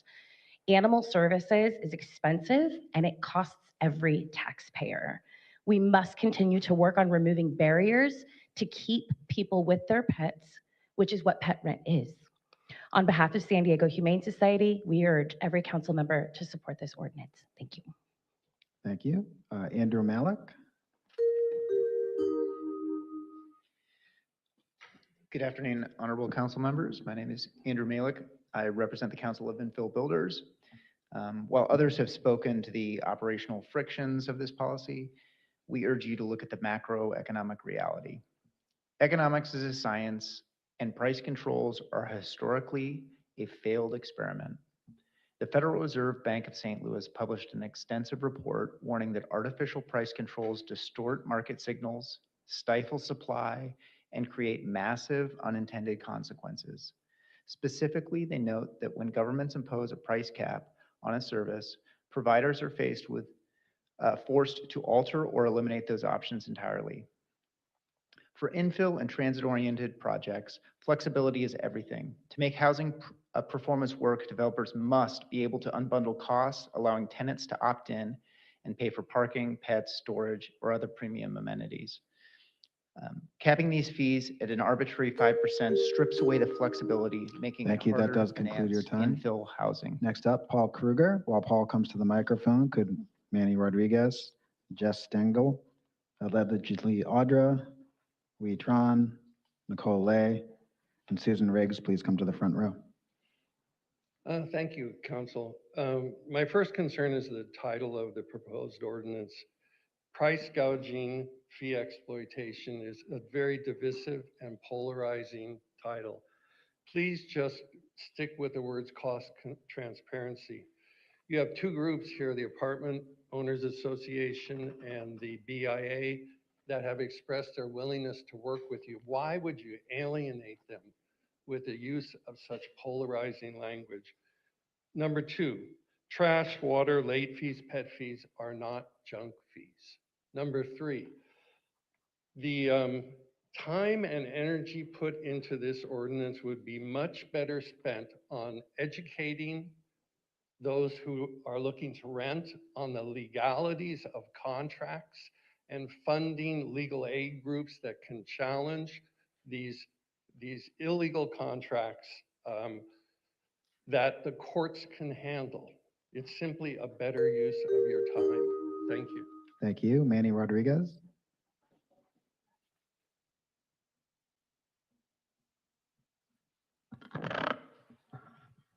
Good afternoon, council members. I'm here on behalf of the YIMBY Democrats of San Diego County. Last week, we had a hearing with our members in which we had both sides present their arguments. Then we had a debate, and after all that, our members voted 3-1 to endorse this policies. The caps on fees and transparency on rental prices were really important to our members. The most favorite part that our members liked about this proposal after talking to them was being able to reuse the same application screening fee. We've had members who have paid hundreds of dollars just to find a place to live, just to apply for places to live. So with all that being said, on behalf of our members, please support this policy. And thank you, Councilmember Elo Rivera, for being a legislator. Thank you all very much. Thank you. Jess Stengel.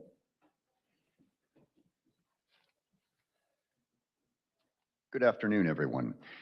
My name is Jess Stengel. Over the last 50 years, I have been a renter, owner, and landlord in the city of San Diego. In 2019, I rented a house in the city, had an attached garage for my laundry, appliances, parking, which is tough to get in that neighborhood. This was all under one rental agreement, even though the garage was separate. An adjoining garage to me was rat-infested, non-code compliant plumbing and electrical, and it was being used illegally as a dwelling. I reported this to the city, and my landlord retaliated against me. She hired a legal firm who sent me a demand letter with a 30-day notice to vacate the garage only, stating that the garage was no longer part of the rental agreement because, according to the law, it was, quote, detached. I lost that place. The letter from the attorney also stated that my rent, then 65% of my fixed income, would remain the same amount, and I would be having to pay $600 more per month. The city should be aware of this. That is the garage. Thank you. That does conclude your law I'm time. talking about. Allegedly, Thank you. Audra.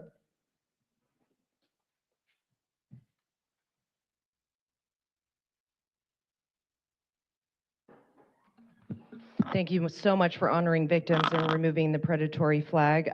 Brown Act violation, you can't remove that last item without hearing public comment. Anywho, you guys are conflating the corporate landlords and small family-owned businesses and junk fees and getting full cost recovery for the things that you guys implement, like the trash fees that you put on somebody's property tax. That's not a junk fee that comes in. That's something that you guys implemented that then goes down to the landlord that they have to put on to the tenant.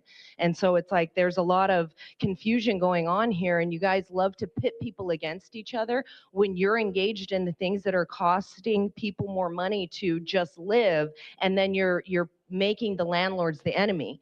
Well, you need to make sure that you are separating the two. We don't have BlackRock and Vanguard in here talking about not wanting this, but you have family-owned businesses where they're like, we need to make sure that we can get full cost recovery. You guys want it, you should be equitable, and this isn't.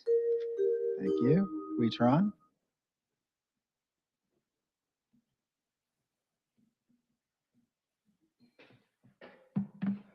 Hello, my name is Wei Chan. For now, I'm his executive director. Before this lifetime, I used to be a property manager for City Heights, and I can tell you is that every single renter application come in, we have a choice whether or not we want to run credit report, knowing that it's gonna impose quite a number of fee on people struggling trying to find housing.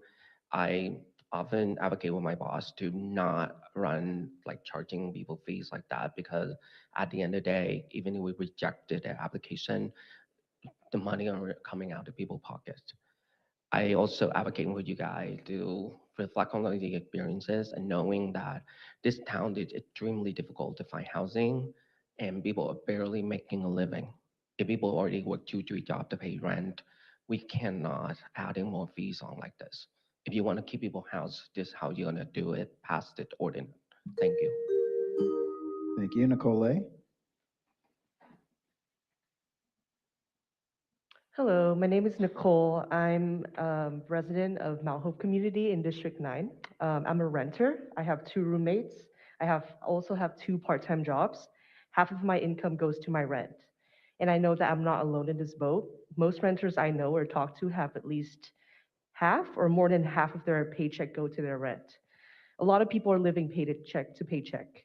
On top of rent, which is already a lot, there are fees. Pet fees, application fees, convenience fees, it adds up. On Zillow, the last time I checked, the application fee was $35. Whenever I pay my rent on a website, I get charged convenient fees. It adds up. The reality is that most people are closer to homelessness than they are to people like Elon Musk, Donald Trump, and Jeff Bezos, if you're already not homeless.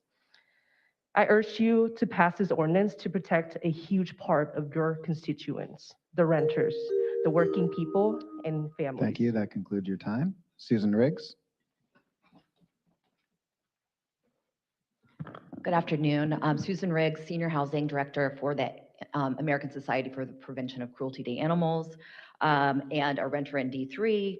I'm here to speak to the importance of reining in rental fees overall, but more specifically those related to the keeping of pets.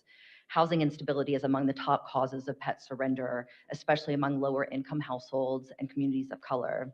While I'm here to advocate for solutions to reverse this trend, I'm also here to speak to the importance of the human-animal bond. People are making unimaginable decisions in order to avoid giving up their family of choice. We ask you to affirmatively act on the junk fees ordinance so that fewer renters are forced to choose between a roof over their head and keeping their family pet. Thank you. Thank you. Anthony Ralphs.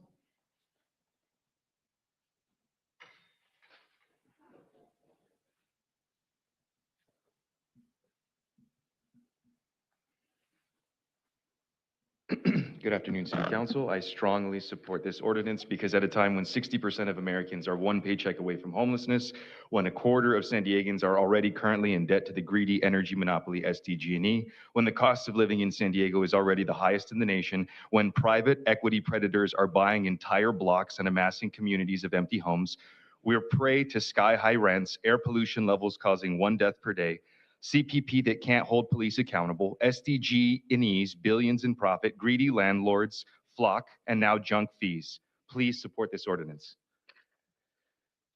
And I didn't forget about you, LaCava. There's a rose for you as well.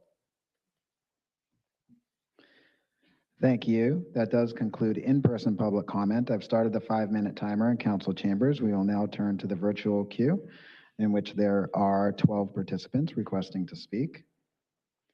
We'll begin with Evan Strawn. Please begin.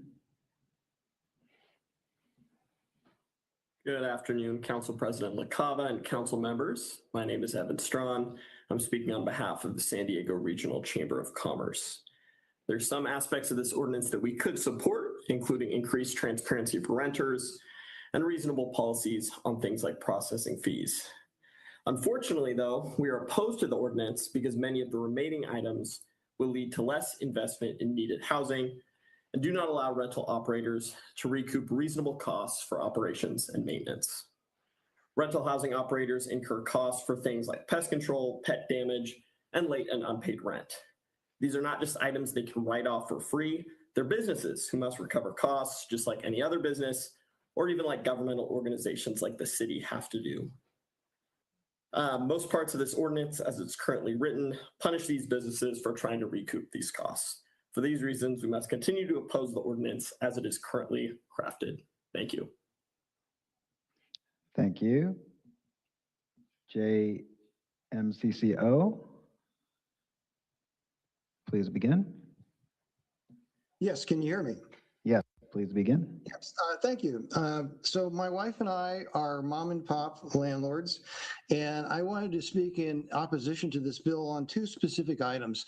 And this has been misstated here a few times tonight. State law was changed a couple of years ago by Assembly Bill 12. It is now illegal in the state of California to charge a separate pet security deposit. That is the law of the land. The only way for a landlord to cover their damages for pets is for a pet fee. If you get rid of pet fees in the city of San Diego, my wife and I will sell all 5 of our rental units, and it'll be very difficult for anybody to find a place to rent to them. On the portability of screening, I have personally encountered people falsifying screening paperwork. And if you ban me from getting my own, we will get out of the landlord business, as will many other landlords. Thank you for your time.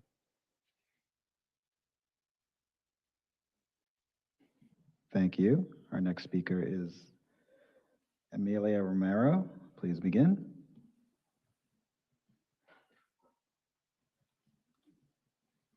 Good afternoon, council members. My name is Amalia Romero. I work at Legal Aid Society of San Diego, and I support this ordinance.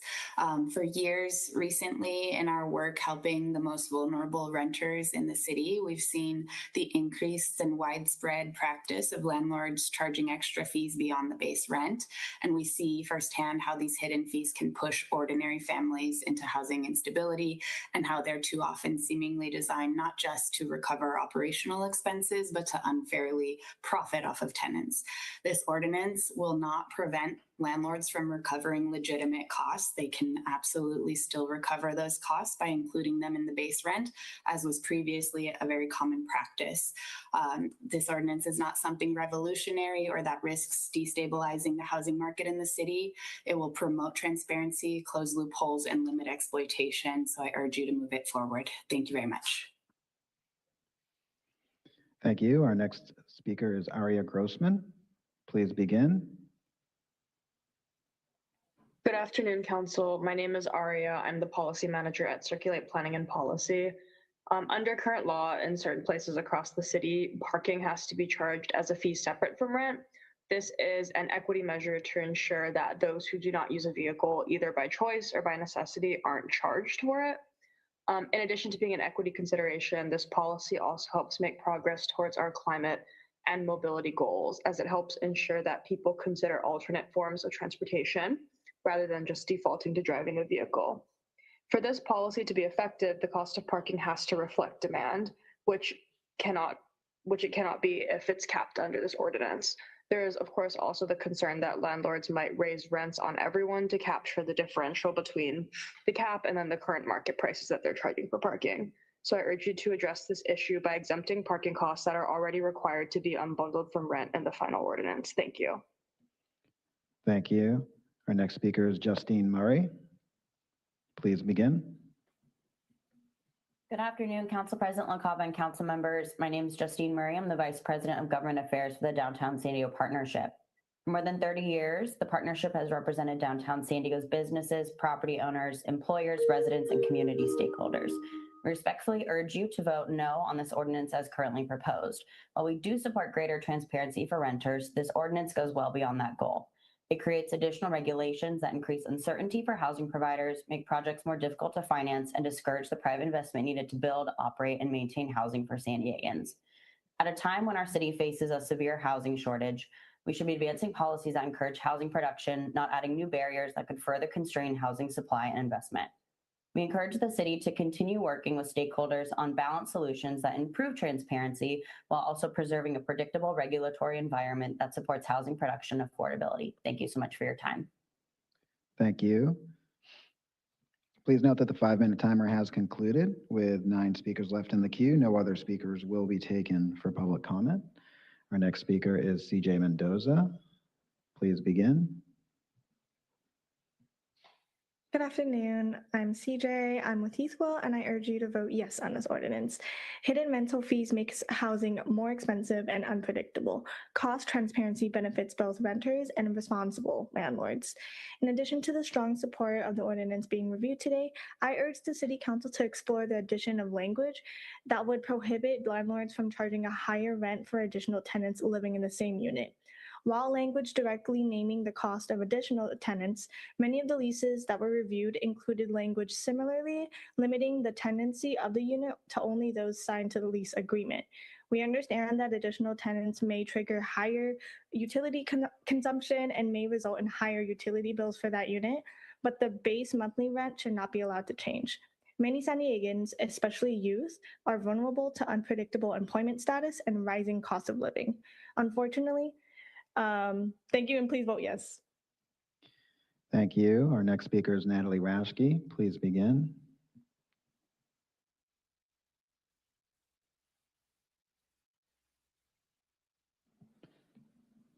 Natalie Raschke. Hi, can you hear me? Yes, please begin. Hi, Natalie Rashke, District 7. I've been transparent most of these meetings about what I go through as a tenant in some of these large apartment complexes, such as Monte Vista. If we're being currently, having to move, and I have a child that's 18. So when you're married, you have to fill out an application for yourself, for your husband, and now I have an 18-year-old child. That adds up. We have sub-water charges, sub-meter water charges, sub-meter sewer charges, along on top of the water and sewer charge, which they charge us on the size of our apartment square foot. So I could be conserving water, but that doesn't mean my neighbor is, and I'm still being charged per my square foot. My garbage fee is $103 a month. It's starting to really become overwhelming that families are having to put themselves in situations where they feel like. Thank you. That does conclude your time. Our next speaker is a caller with the last four digits 8700. Please begin.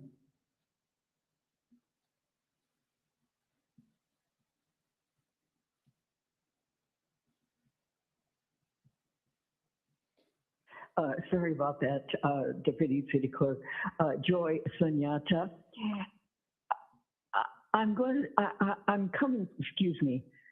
I was a strong yes, and then I listened, and I listened carefully to all these speakers, and wow, that was a lot of information, and a lot of it seemed real on both sides. So, Councilmember Elo Rivera, I'm going to be a yes with an amendment.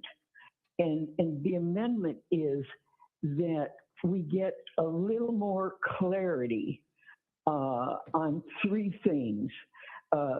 Stakeholders, more outreach to stakeholders and get more clarity on their losses and how fair that would be.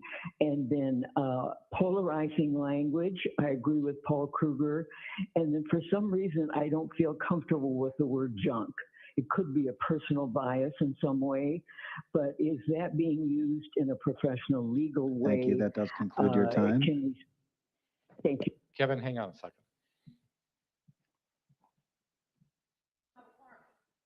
That's why I'm hanging on. No, we don't. We're going to take a brief recess until we reestablish quorum.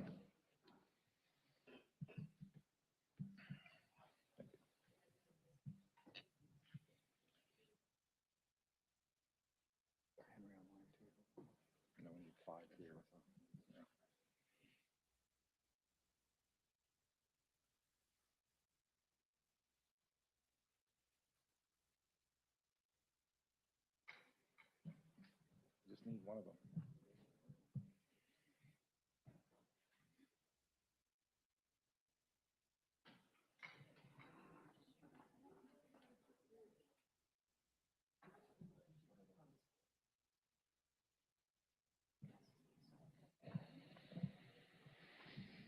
Okay, and we're back. Kevin, continue on. Okay, our next speaker is Hector. Please begin.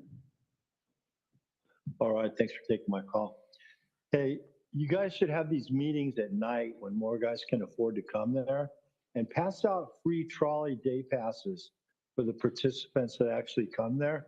That'd be great because these guys are street level, man. Regulate the billionaire companies. They're the ones charging all these fees and any fee they can think of.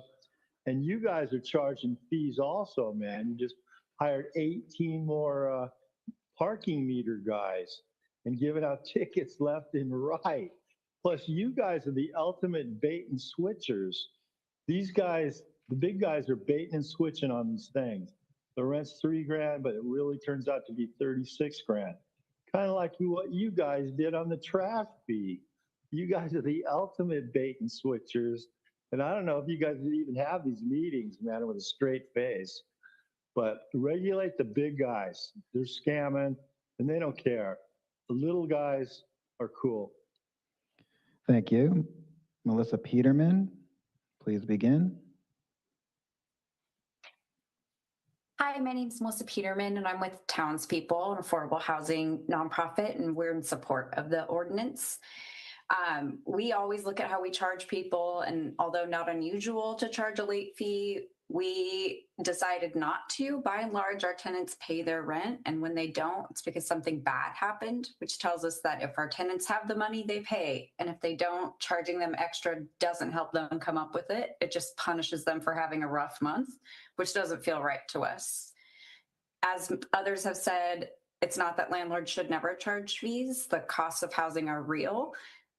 We're an affordable housing nonprofit, not flush with cash, and we operate without them. If a fee is needed, put it in the listing, put it in the lease, let people make an informed decision before they sign anything. Finding a home in our community is a lot, and the last thing someone needs is to finally land somewhere, do the math, get excited, move in, and find out that number was never real. The ordinance says be upfront, and we're Thank you. That for does conclude your time. Our next speaker is Kim Arnold. Please, Kim Arnold, please begin.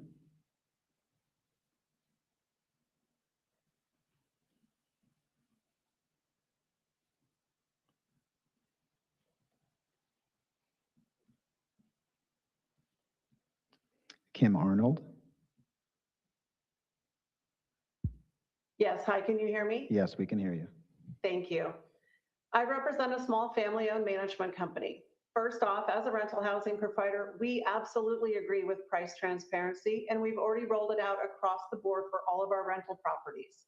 Housing providers should be upfront with the total costs and fees for the rentals that they offer. But some fees are necessary as long as they are disclosed. Were you aware that dog pet stations cost anywhere from $400 to $600 each and need to be replaced every couple of years due to corrosion? Pet waste bags are not free.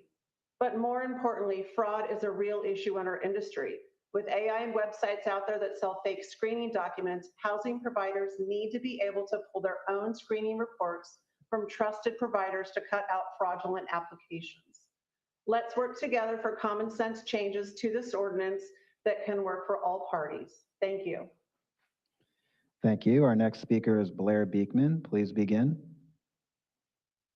Hi, thank you. Blair Beekman. The beginning of the presentation reads, make housing more affordable for San Diegans, and third is promote fairness, equity, and transparency regarding how landlords change fees. That order should be reversed, I think. That's a starting point. I think this is an item that speaks to our best selves, and that tenants' rights should be an issue that we are all working towards, and how we build our future, and that it shouldn't be like feared.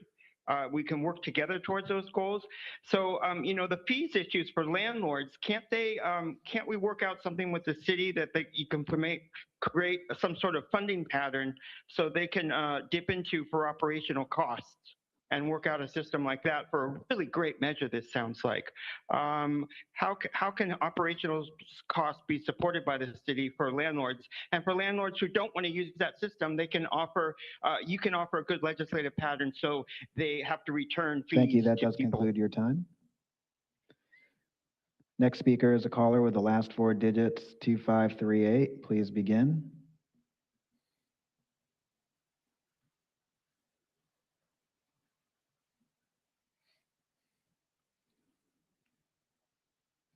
Caller with the last four digits, 2538. Please begin. I cannot unmute for you.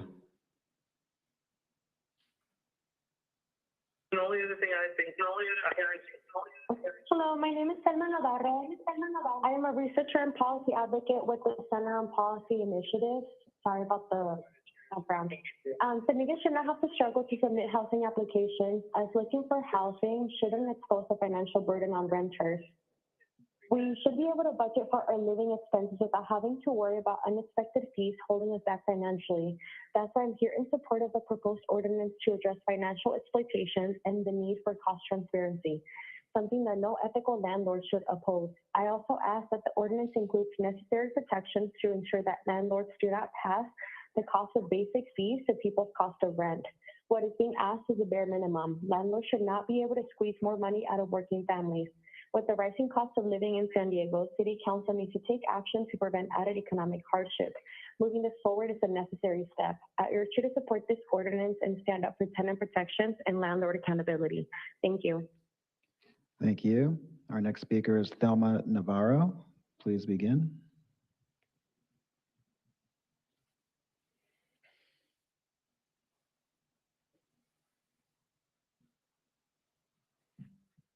Okay, looks like we lost Thelma. That does conclude virtual comment. We also have received speaker slips that would like to register a position but not speak. We did receive one slip to speak in favor by AJ Estrada.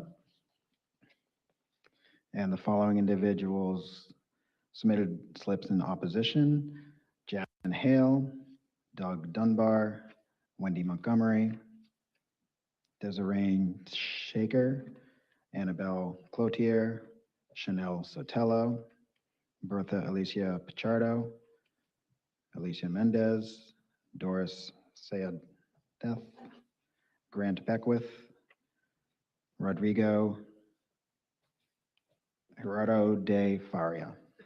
And that does conclude public comment for item 330. All right, thank you, Deputy Clerk. As I like to do on these big meetings, let's give a big round of applause to our Deputy Clerk and the entire City Clerk staff for keeping us organized and on point. You guys always do a great work despite how many people show up to speak. This is an information item, so no motion is required. We'll turn it over to council members for questions and comments, and I'm going to start with the two council members that are bringing this item forward, and we'll start with you, Council Member Elo Rivera. All right, thank you, Council President. Thank you again to Jeffrey and Maya, to Hilda with the City Attorney's Office, and all of the community folks who we worked with over the last several months, in addition to Councilmember Foster's office and our colleagues at the Board of Supervisors to get to where we are today. As I mentioned before, this conversation started last year at the Committee to Address the Cost of Living. And what we kept hearing from community members about the ways that hidden fees and junk fees were impacting their ability to see a future in this city. At the end of the day, that is what we are fighting for, is to make San Diego a place where everyone sees a real future for themselves, where young people who are in college or just graduated can see themselves continuing to live here, where young families actually feel like they have a chance to make it, and where seniors don't feel like they're consistently on the cusp of being priced out. And all of that is becoming more and more challenging for everyday people these days. And in addition to that, housing is a human right.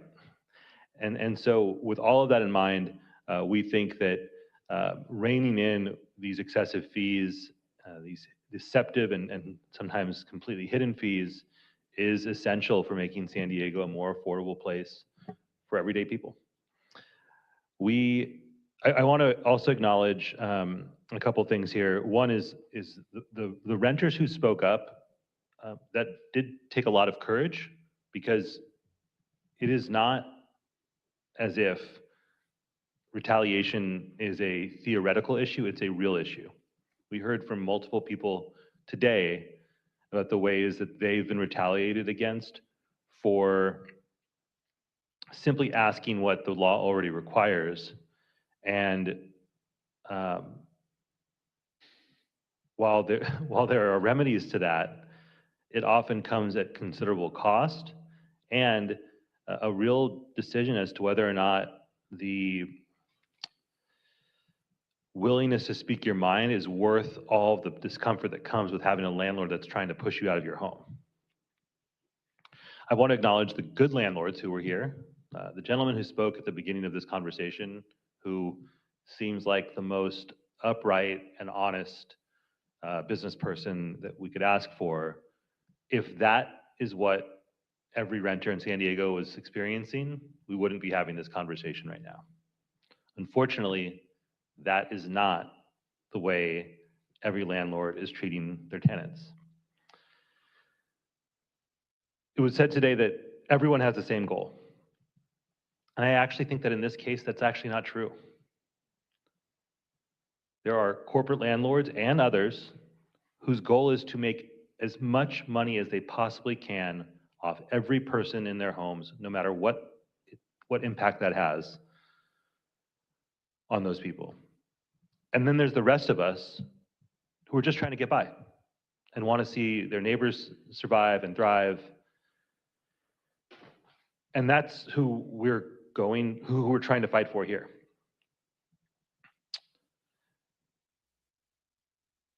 On the issue of fairness and transparency, I appreciate that there was multiple landlords who said they agree with that. And I think most are doing their best to be transparent. But here's the thing. The honesty of an honest landlord doesn't erase or protect renters from the harm caused by dishonest and greedy landlords. And if a fee can be disclosed to banks or in financial models or loan agreements, there is no reason why it cannot be disclosed to renters. So when we say that fees are not secret because they're baked into the financial models, no, they're not secret from banks and the lenders and the people who are profiting off the system, but they are to the people who are scratching and clawing and fighting with other renters over the limited housing stock that we have.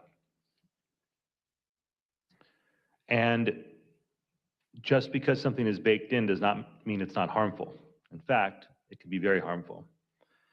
A 2021 needs assessment by Serving Seniors found that financial distress is a driver for older adults into homelessness. In an environment where 33% of the unsheltered population are individuals that are 55 and up, we can see why transparency is so vital for people who are living on fixed incomes. So with all of this in mind, the hope today is that after I've made my comments and you've seen the presentation and Councilmember Foster, here's yours, we can get feedback, Council President, from the council, from our colleagues, so that when we bring a draft ordinance, when we bring an ordinance forward in the fall, it's one that everyone has had a chance to see, to weigh in on, and we can get to the work of making San Diego a place where renters have the rights that they should have, the transparency that any consumer should have, and they will actually believe that they can continue to live in the city that they love. Thank you, Council President. All right, thank you, Councilmember Hilo Rivera. Now we'll go to Councilmember Foster. Yes, thank you, Council President, and thank you, Councilmember Hilo Rivera, to you and your team. Also, just want to say a quick thank you to our county partners. We've had a lot of conversations to get us to this point, to where there was something to present. And I just want to be clear that this was intentional to have as an informational item, because it was to introduce the item and to make sure that we were able to receive feedback, to look at all sides of this. When this was presented at the, originally discussed at committee, I too have concerns. A lot of times you hear in District 4, one thing that really does strike me is the type of product that we tend to get presented as we are talking about housing. And so I wanted to make sure that I was at the table and able to work through not only the public's concern, whether you're the landlord or the tenant. But I just think this is a conversation that we need to have and that we must have. Also, I do want to say, and one thing that I do find very troubling is that for quite some time, the city of San Diego has been spending about $100 million on an annual basis in regards to our homelessness efforts. And to this day, with that type of expenditure, we are continuing to see more families, more individuals entering homelessness than staying housed. And that's concerning. And as we talk about cost of living, I think we can all agree that cost of living, when you ask a family, when you ask a typical resident, cost of living is a major, major concern. And so these are conversations that are difficult conversations. These are conversations that I feel are important conversations, and conversations we must have. And I have lived in District 4 for a majority of my life. And there were just recently some new units that were brought online that are right around the corner from my house. And these are brand new units, and they are 2 and 3 bedroom units, but they are going for about $3,600 a month. And part of the fees that are included are pet fees, trash pickup fees, parking fees, storage fees that are saying that, rent can go as high as $3,900 a month. And so I understand, and I can tell everyone that I built units, and I understand there is a cost to design and construct the units. And I also understand that there's a cost in managing the properties. I think one of the examples, and I think one of the public speakers brought up, is about pet areas and how that is handled. I personally worked on a project where there were specific provisions provided in the project for pet areas, and those do require maintenance. But those are amenities that I think communities want and deserve. And so I think there does need to be some additional conversation. Also, I did make a commitment that I will go out and as we are here for this informational item, but I will be meeting with stakeholders. I will be meeting with folks that are renters, and I will be meeting with industry because this is something that I think is a conversation that needs to take place. And I would like to think that as we look at the city of San Diego as a whole, that we can all come to the table and do what's right. And so I say all that to say that I do appreciate all of the work that has gone into this to date.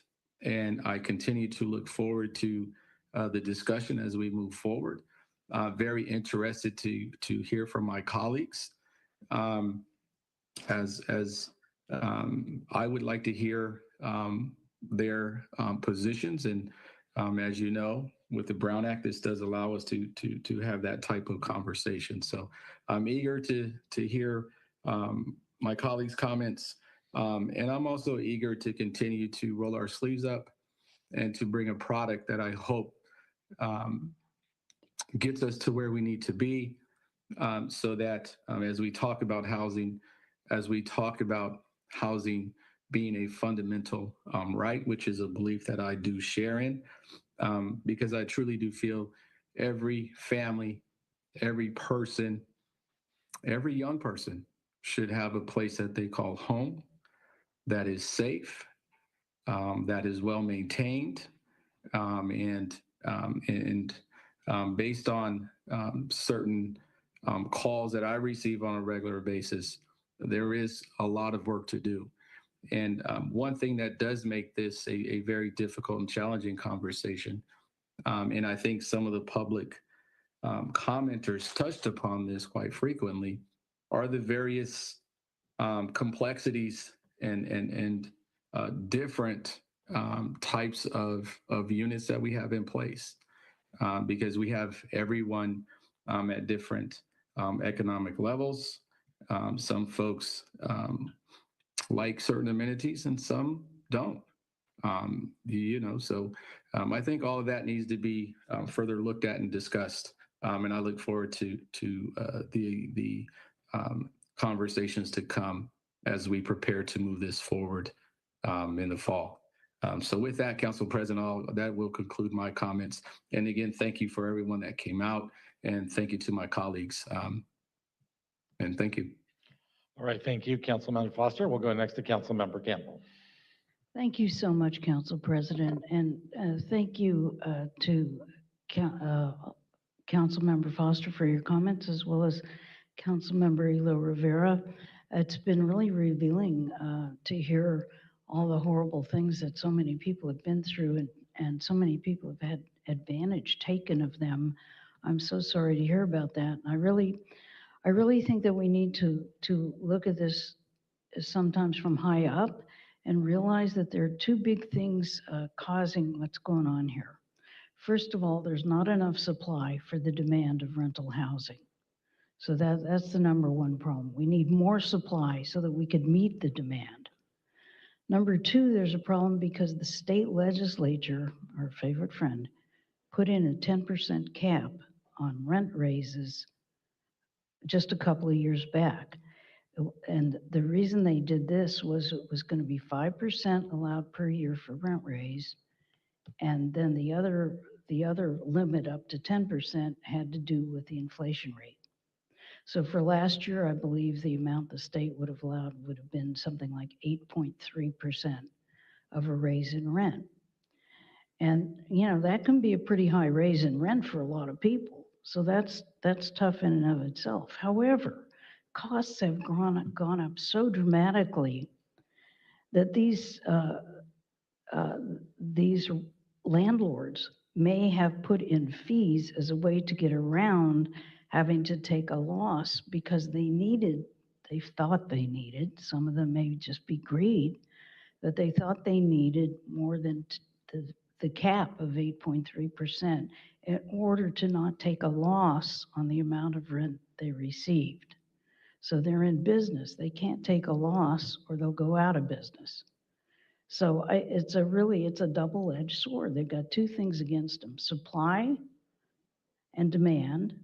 Demand is high, supply is low, so they can kind of wiggle their way around since more people want to rent from them that have spaces to rent. And number two, the state has imposed a limit on them that does not necessarily represent a free market type of a situation for business people. So it's a tough situation looking at it from the side of each party involved, the landlord and the renter. It's tough. I'm particularly concerned that more regulations, as some have said today, will continue to disproportionately affect small mom and pop housing providers.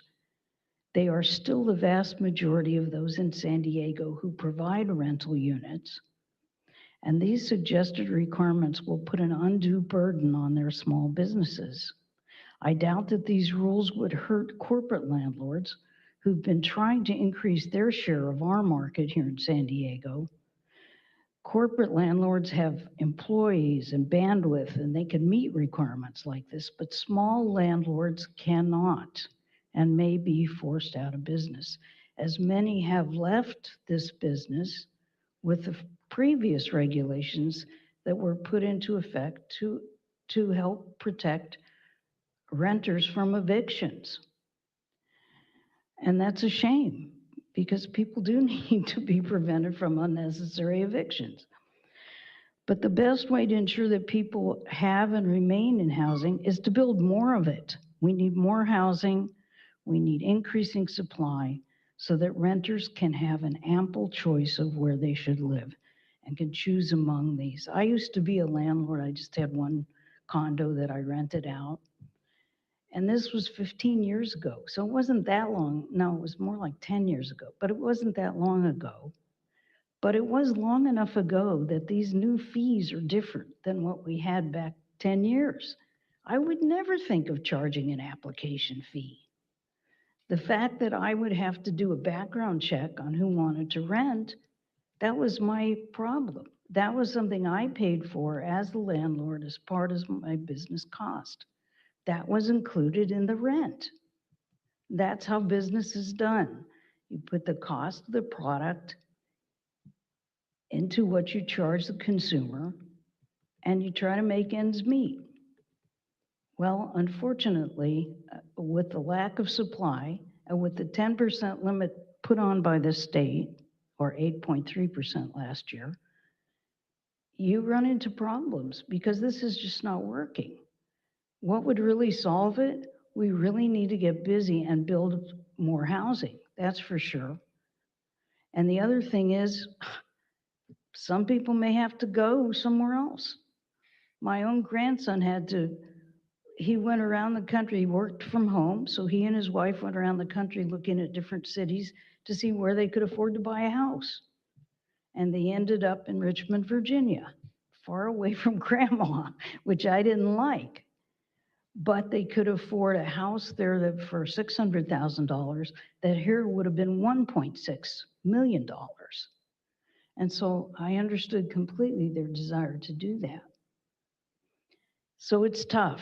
It's tough. It's a bad situation. I can see all sides of it. And I just feel terrible about people who don't understand when they move in that they're going to have these fees applied to them. And I don't think that's fair either. There should be total transparency.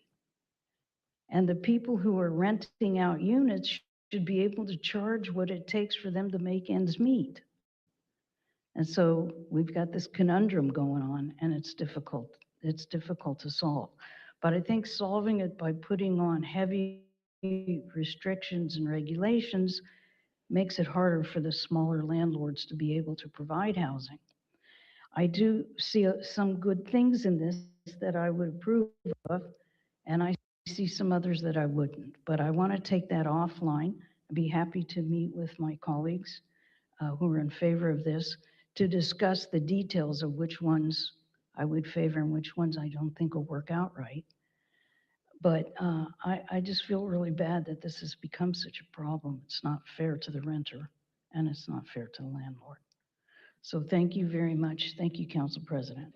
All right, thank you, Councilmember Campbell. We'll go next to Councilmember Campillo. Thank you, Council President, and thank you to the members of the public for their input today and the District 9 staff for their work on this. I appreciate the opportunity to provide this feedback at this early period and consider how the ordinance works in practice. The policy proposal here has two different segments, and I'll address them separately. There's the cost transparency concepts and the price regulation aspects. And so starting first with the cost transparency. The idea that everyone should know what their housing will cost all in is indisputable, and every line item as well. That's common sense. That information is critical to families in the city who are already stretching every dollar they have. They're calculating the cost of groceries and gas and childcare and insurance and utilities and healthcare down to the penny at this point. And unexpected fees can absolutely destabilize a household budget. We've heard from people talk about that destabilization, and I appreciate the intent of trying to address that problem and solving that problem. Housing should be affordable, and no one should have to choose between those fundamentals in order to simply exist in San Diego, and the transparency aspects protect that. The affordability concept, of course, is fundamentally a question of the cost of something and the ability for a person to obtain it, which brings me to the second component, which is the pricing regulations. The costs can be absorbed by a business or the financing used to obtain the property or some other component involved in a transaction. And the government can incentivize the private sector to absorb that cost by making something that we have on our end less expensive, or we can subsidize it by providing funding for it. But when we ban collection of a particular cost, that cost does not simply go away. It moves, it shifts, it still exists. And in order to support a policy that's intended to create affordability, I would like to know exactly where that cost moves and how it impacts San Diegans. including those who currently are covering the costs that talked about the burden they are facing paying for those today, but also those who are covering different costs within the ecosystem. Yes, in a perfect world, housing providers would simply absorb every new cost that's imposed on them, but that's not how the market functions. That's not how the homes are financed. And we have to acknowledge when proposing policies intending to support renters that that's not how it works. And as much as this aims to target and prohibit unfair business practices, I have questions about the affordable issues related to affordable housing and homes that are naturally affordable too.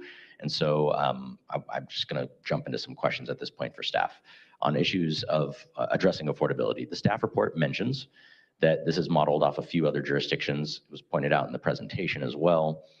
I'm curious to know the impacts and what we've seen in other jurisdictions, other cities, specifically when it comes to prohibiting specific fees. What have we seen when other cities are getting rid of fees, if they've gotten rid of pet fees, pet rent, and how that impacted base rents as a result?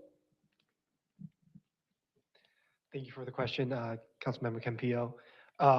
In my research, one of the more prominent examples of the prohibition of pet fees is in Colorado. Research there, I was provided by the ASPCA. The research in my presentation didn't go specifically to what you were alluding to, where the cost may have moved. I think that's a bit difficult to track. But what it did go over is the availability of pet-friendly units, in which there was no attributable change to the availability of those units once the policy was enacted. Excellent. When were they enacted? And was that statewide or was that municipalities? It was the state of Colorado. Okay. I need to, one moment, I have to find it.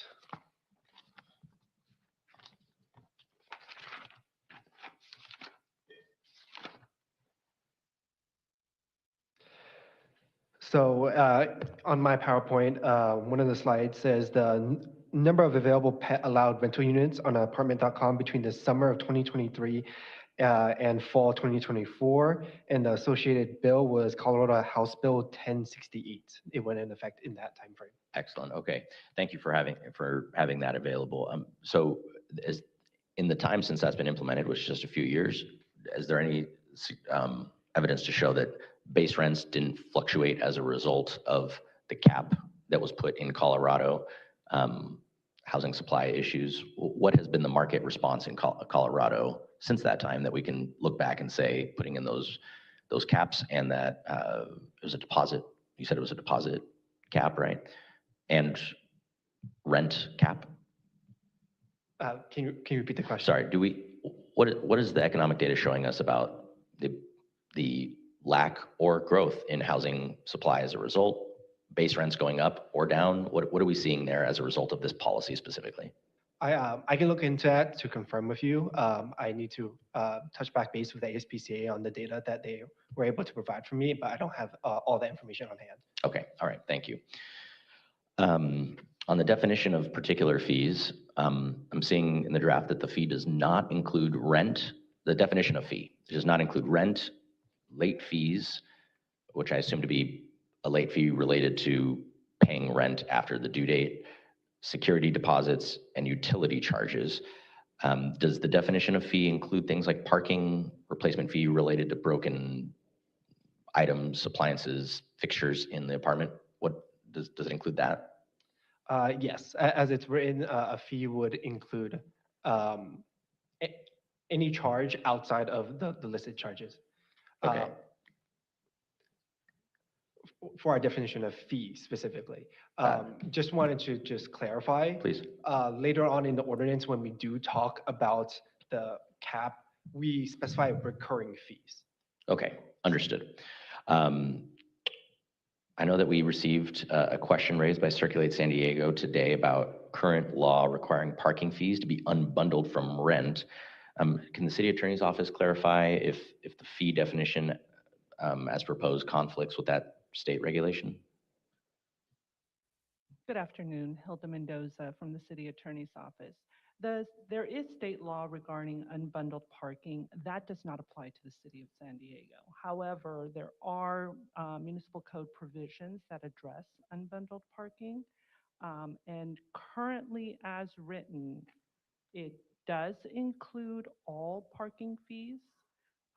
If there is a desire to exclude that unbundled parking, that would be something that could be added to the ordinance. Okay. Quick question on something you just said. You said there's a state law, but it doesn't apply to San Diego? It is by, it specifically states what counties and jurisdictions it applies to and does not include the county of San Diego. That's strange. Okay, thank you for those answers, and I appreciate the work that went into this. Absolutely. I do have concerns that the price regulations in the ordinance could backfire. I'm worried that if we institute caps and aren't crystal clear on what constitute a fee and how they operate functionally, how that impacts the entire ecosystem, the renters who are paying for it right now and the renters who are not paying for it right now. What I don't want to see us do is create a scenario where rents rise to compensate for those caps, which would hurt everyone. And so it's one of those issues where the details really matter. And if we allow for that to happen, the problem doesn't get solved. It's simply changed the line item that is on an invoice while the cost could go up for everyone. I do want to thank one member of the public specifically who did show up here to talk in support of the proposal. That younger gentleman, he's not in the room right now, he left a while ago. He said that the most vulnerable communities that are being taken advantage of right now need to be educated about their rights and given the resources to defend themselves. And he's absolutely right about that. Policies can be good, but without a system to inform people of their rights, it won't have nearly the impact that's needed. Some problems aren't solved with a new law, they're solved with educating people to stand up for themselves and their neighbors and giving them the tools to defend their rights, which is a more fundamental way to prevent exploitation and gouging. No one wants exploitation and price gouging, and I think that the transparency components do a lot of good work to accomplish that so that renters can see what they're going to be charged exactly and be able to stand up if something is unfair, to be able to question why something is the way it is. And the public needs to understand also why the price regulations are going to achieve what they're intended to achieve, which at this point is still unclear, and I know we're going to have more debate about it. The public needs to understand why the proposed 5% caps are appropriate, how particular cost recovery bands are supposed to work without driving up prices for everyone, and fundamentally where that math is grounded in and how it works. So thank you for putting the proposal up today, and I'll have more questions in the future. Thank you, Council President. All right, thank you, Councilmember Campia. We'll go next to Councilmember Whitburn. Thank you, Council President. Thank you, Mr. Nguyen, for presenting this item. A follow-up question about the piece of this regarding caps that would cap fees at 5% of the monthly rent and what fees would be included within that cap. So am I understanding that at this point, parking fees would be included within the cap? That's correct. So the way that we crafted that portion of the ordinance was to specifically address repeated or recurring fees. So anything that is associated with a one-time maintenance, such as a repair, would not be captured in the 5% cap, but parking would be. Okay, thank you. And then what about utilities? Would you, so like if a landlord bills utilities or pays the utilities for the whole building and then bills tenants individually, are those fees capped within the 5% or not? No, Councilmember. We specifically defined our fees to exclude utility charges because we have an existing utility fee utility ordinance. Thank you. That's helpful. I really appreciate the continued attention to the high cost of living and want to recognize the work that Council members Ela Rivera and Foster and their staffs have put into this. And thank you to you for bringing this to the City Council to get some initial feedback. The biggest part of the cost of living is the cost of housing. And it is important to examine ways to make San Diego more affordable for people who are struggling. I like to focus on transparency. Renters do have a right to know the fees up front. There should be no unexpected fees that prospective renters discover late in the process. I think requiring the itemization of fees on website listings makes great sense. As far as broader advertising goes, I would support making that apply to advertising where there is enough space to do that. I could envision difficulties listing fees on a social media ad, for example, so I would take that into consideration. The most important thing that the city council can do to make housing more affordable is to make rents more affordable. And how can we do that? We can make rents more affordable by incentivizing the construction of more housing. When you build more housing, when you increase the supply, there is more competition to attract tenants. And that is what we have been seeing in the last few years. We have seen significantly more home construction in the last few years, particularly apartment construction. And as more and more apartments have come online, we have seen more vacancies. And as competition for tenants heats up, rents have been stabilizing and in some cases declining a bit. KPBS ran a story about this on March 27th of this year, 3 months ago. It was headlined, "San Diego rents declined more than 19 of the nation's top 20 markets following a surge in supply." I want San Diego to keep moving in that direction. I want rents to become more and more affordable. We should keep building more housing. I want any additional fees to be fully transparent and be fully transparent before somebody pays hard-earned dollars just to apply for an apartment. Count me in for that.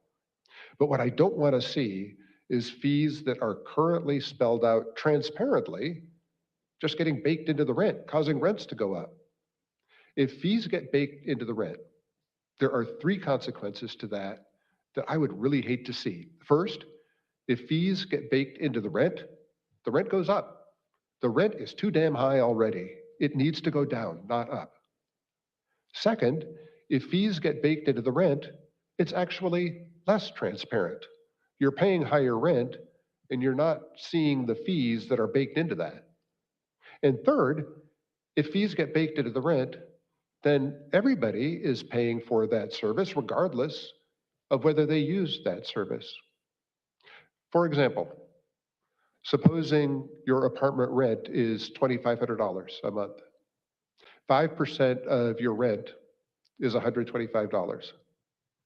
But parking in a downtown apartment building can easily cost $200 a month. Trust me, I know. I worry that those parking fees will cease to be charged separately. They'll get baked into the rent. Rents will go up, it'll say, rent is whatever, parking included. They'll just get baked into the rent that way. And suddenly you will have a situation in which people who don't own a car are paying higher rents that effectively subsidize the rents of people who do own cars. That would be a significant unintended consequence of this, and one that isn't very climate friendly, and I don't think anybody is looking to do. But I could totally see that happening if parking is included in that 5% cap.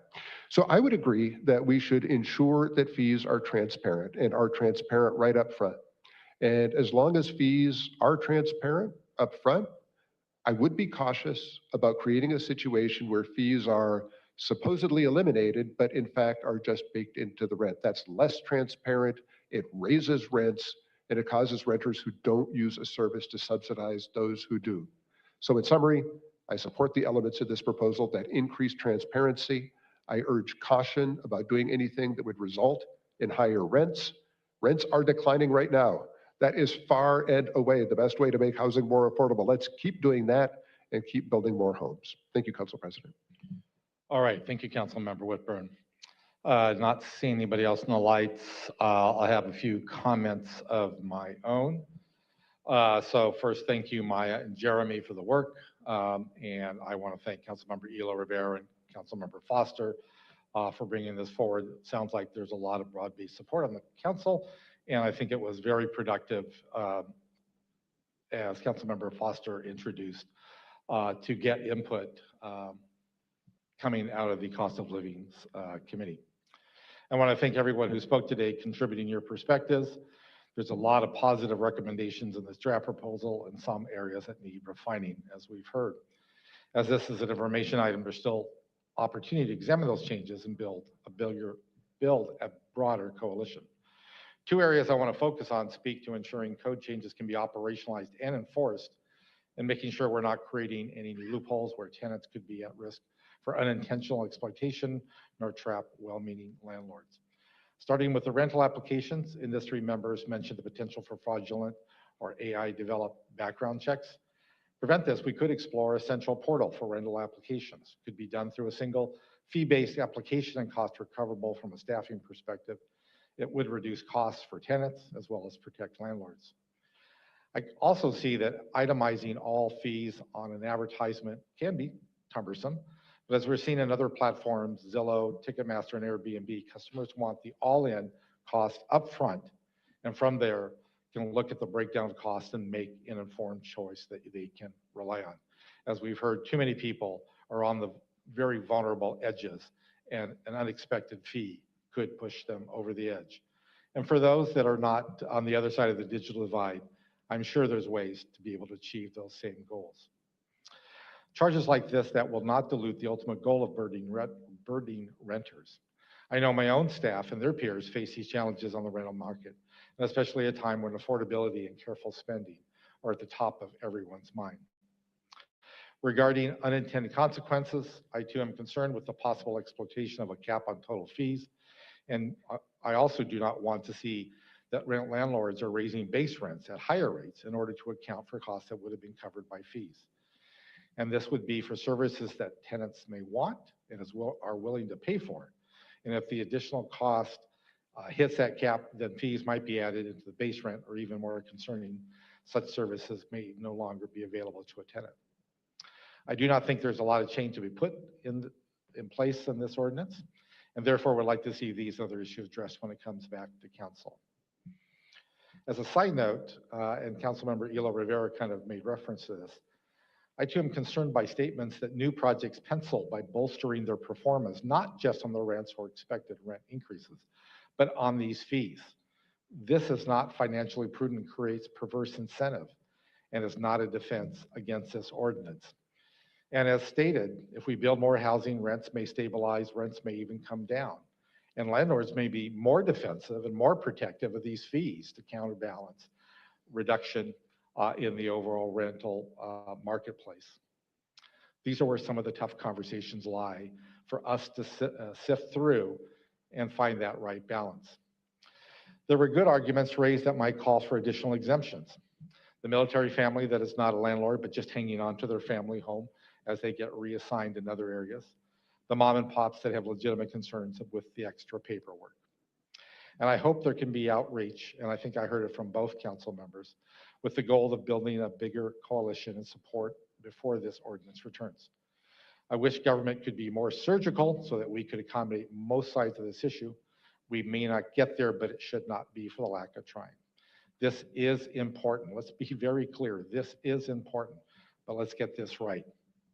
Thank you again, Councilmember Elo Rivera and Councilmember Foster and your entire team for the work on that. And that will end my comments.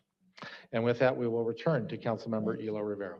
Thank you, Council President. I just wanted to thank my colleagues for the feedback. It's really helpful to get that today. What I've heard is general consensus around the transparency components, and an agreement that people should know what they're going to be asked to pay.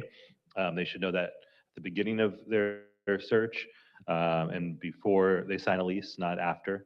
And it shouldn't be a moving target during their tenure in their homes.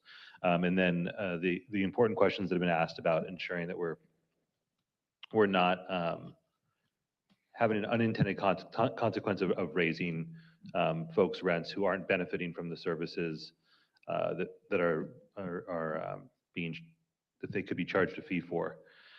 I did want to give Maya a chance to address a little bit of that because I think current tenants have protections on that front, although there's still some questions to be asked. So I'll hand it over to Maya.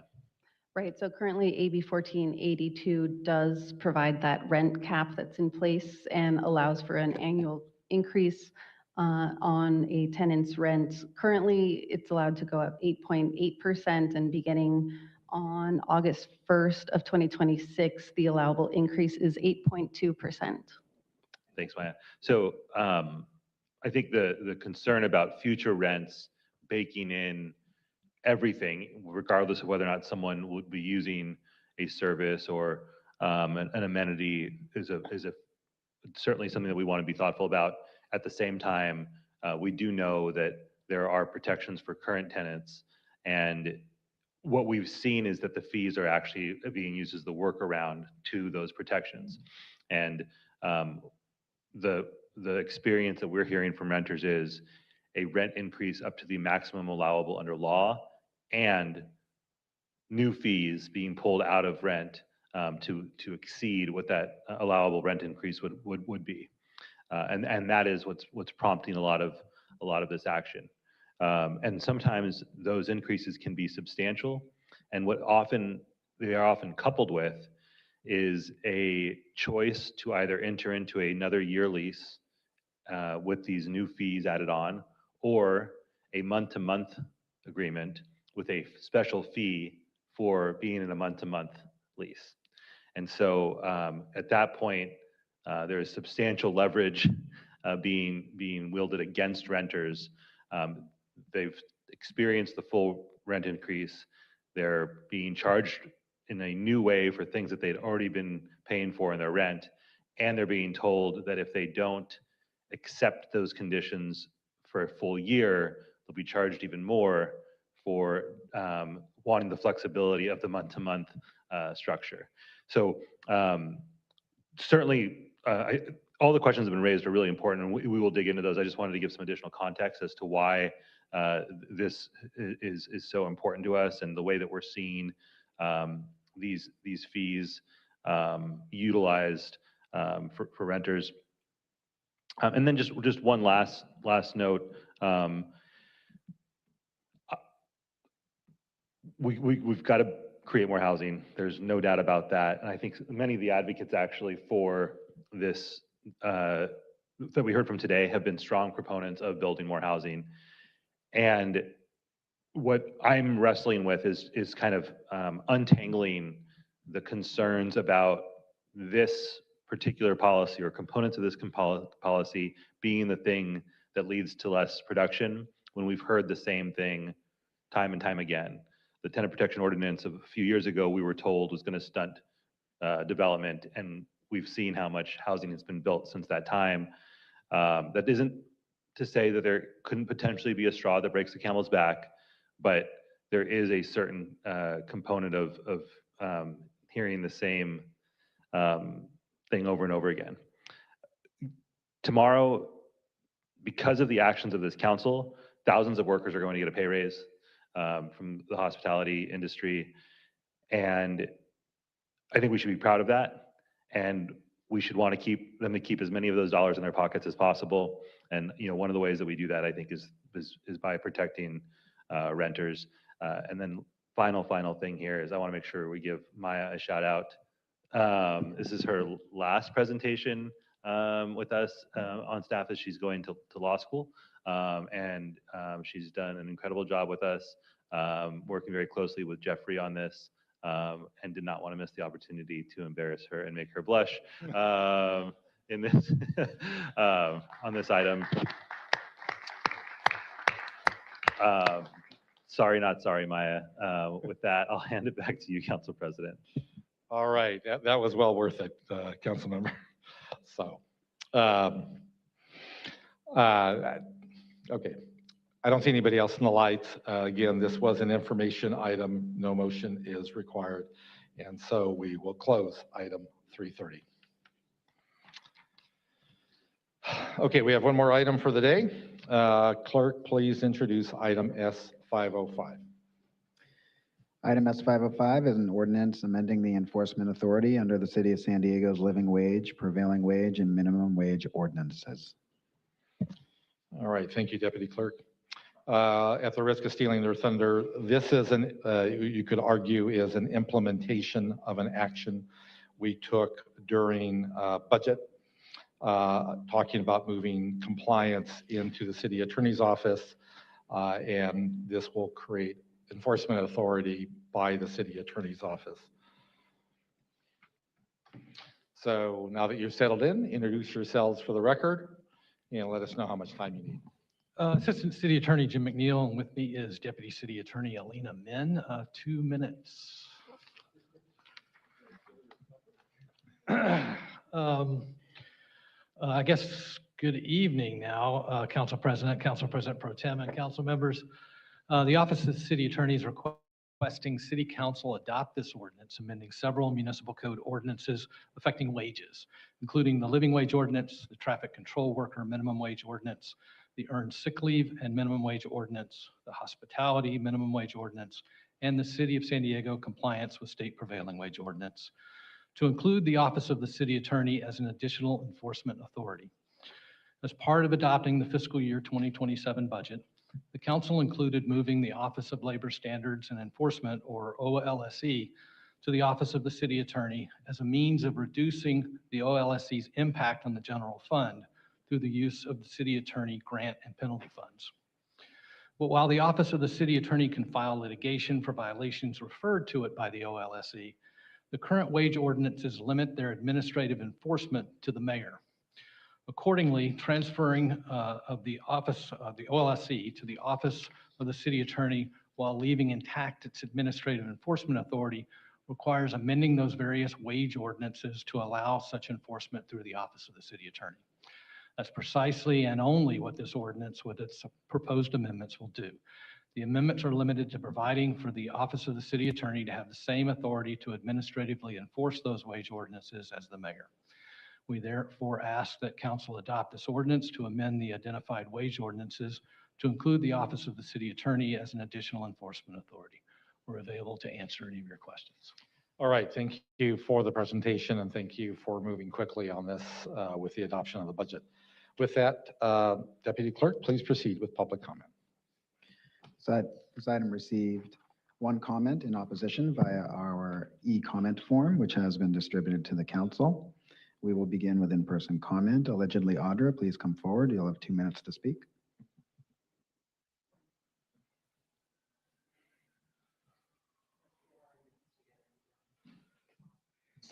Anywho, I was wondering if we could call SDG&E because the gasoline you guys keep pouring out on the people is just really intense, and I don't know if they can do something about that. But Sean, what are you talking about the rest of us trying to get by?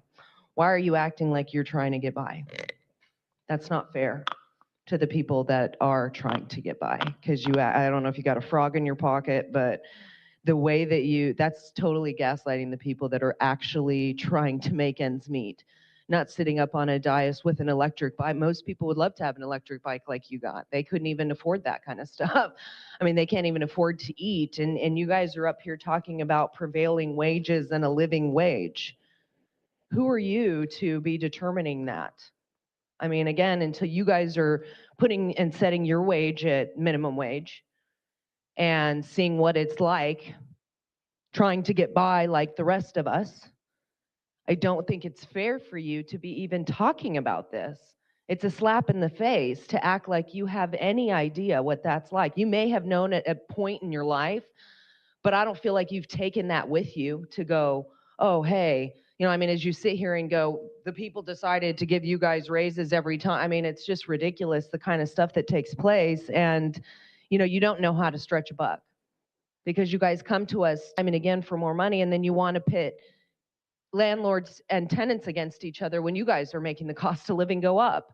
And it's like you sitting there going like, we're going to go after the corporations that are screwing you guys. And it's like, that's what you guys are. So, I mean, it's just like so hypocritical to sit there and act like you guys understand and that you are equipped to be able to set these wages. So, I mean, if yours is going to be set high, let's be equitable. Either you make yours high, ours higher, or yours lower. But it needs to be the same. And you need to be practicing what you preach instead of sitting up here on a dais and acting like you guys know what it's like to suffer. We also have a speaker slip from Anthony Ralphs. However, I don't see him here. So we will turn to virtual comment. I have started the 5-minute timer in council chambers, and we'll turn to the virtual queue, in which there are currently 3 participants requesting to speak. We'll begin with Hector. Please begin. All right, this will be cool. Hey, when the mass rapid deportation begins, it's going to open up a lot of housing units and drive the cost of labor up. there'll be less labor guys working, so guys will get a pay raise to find them. So when you guys get involved in this mass deportation, it's going to actually increase wages because there's less guys looking for jobs, so they'll have to pay us more. So it's also the temporary legal status has been removed from over 1 million people in America. And that means a lot of people in San Diego County have lost their temporary legal status.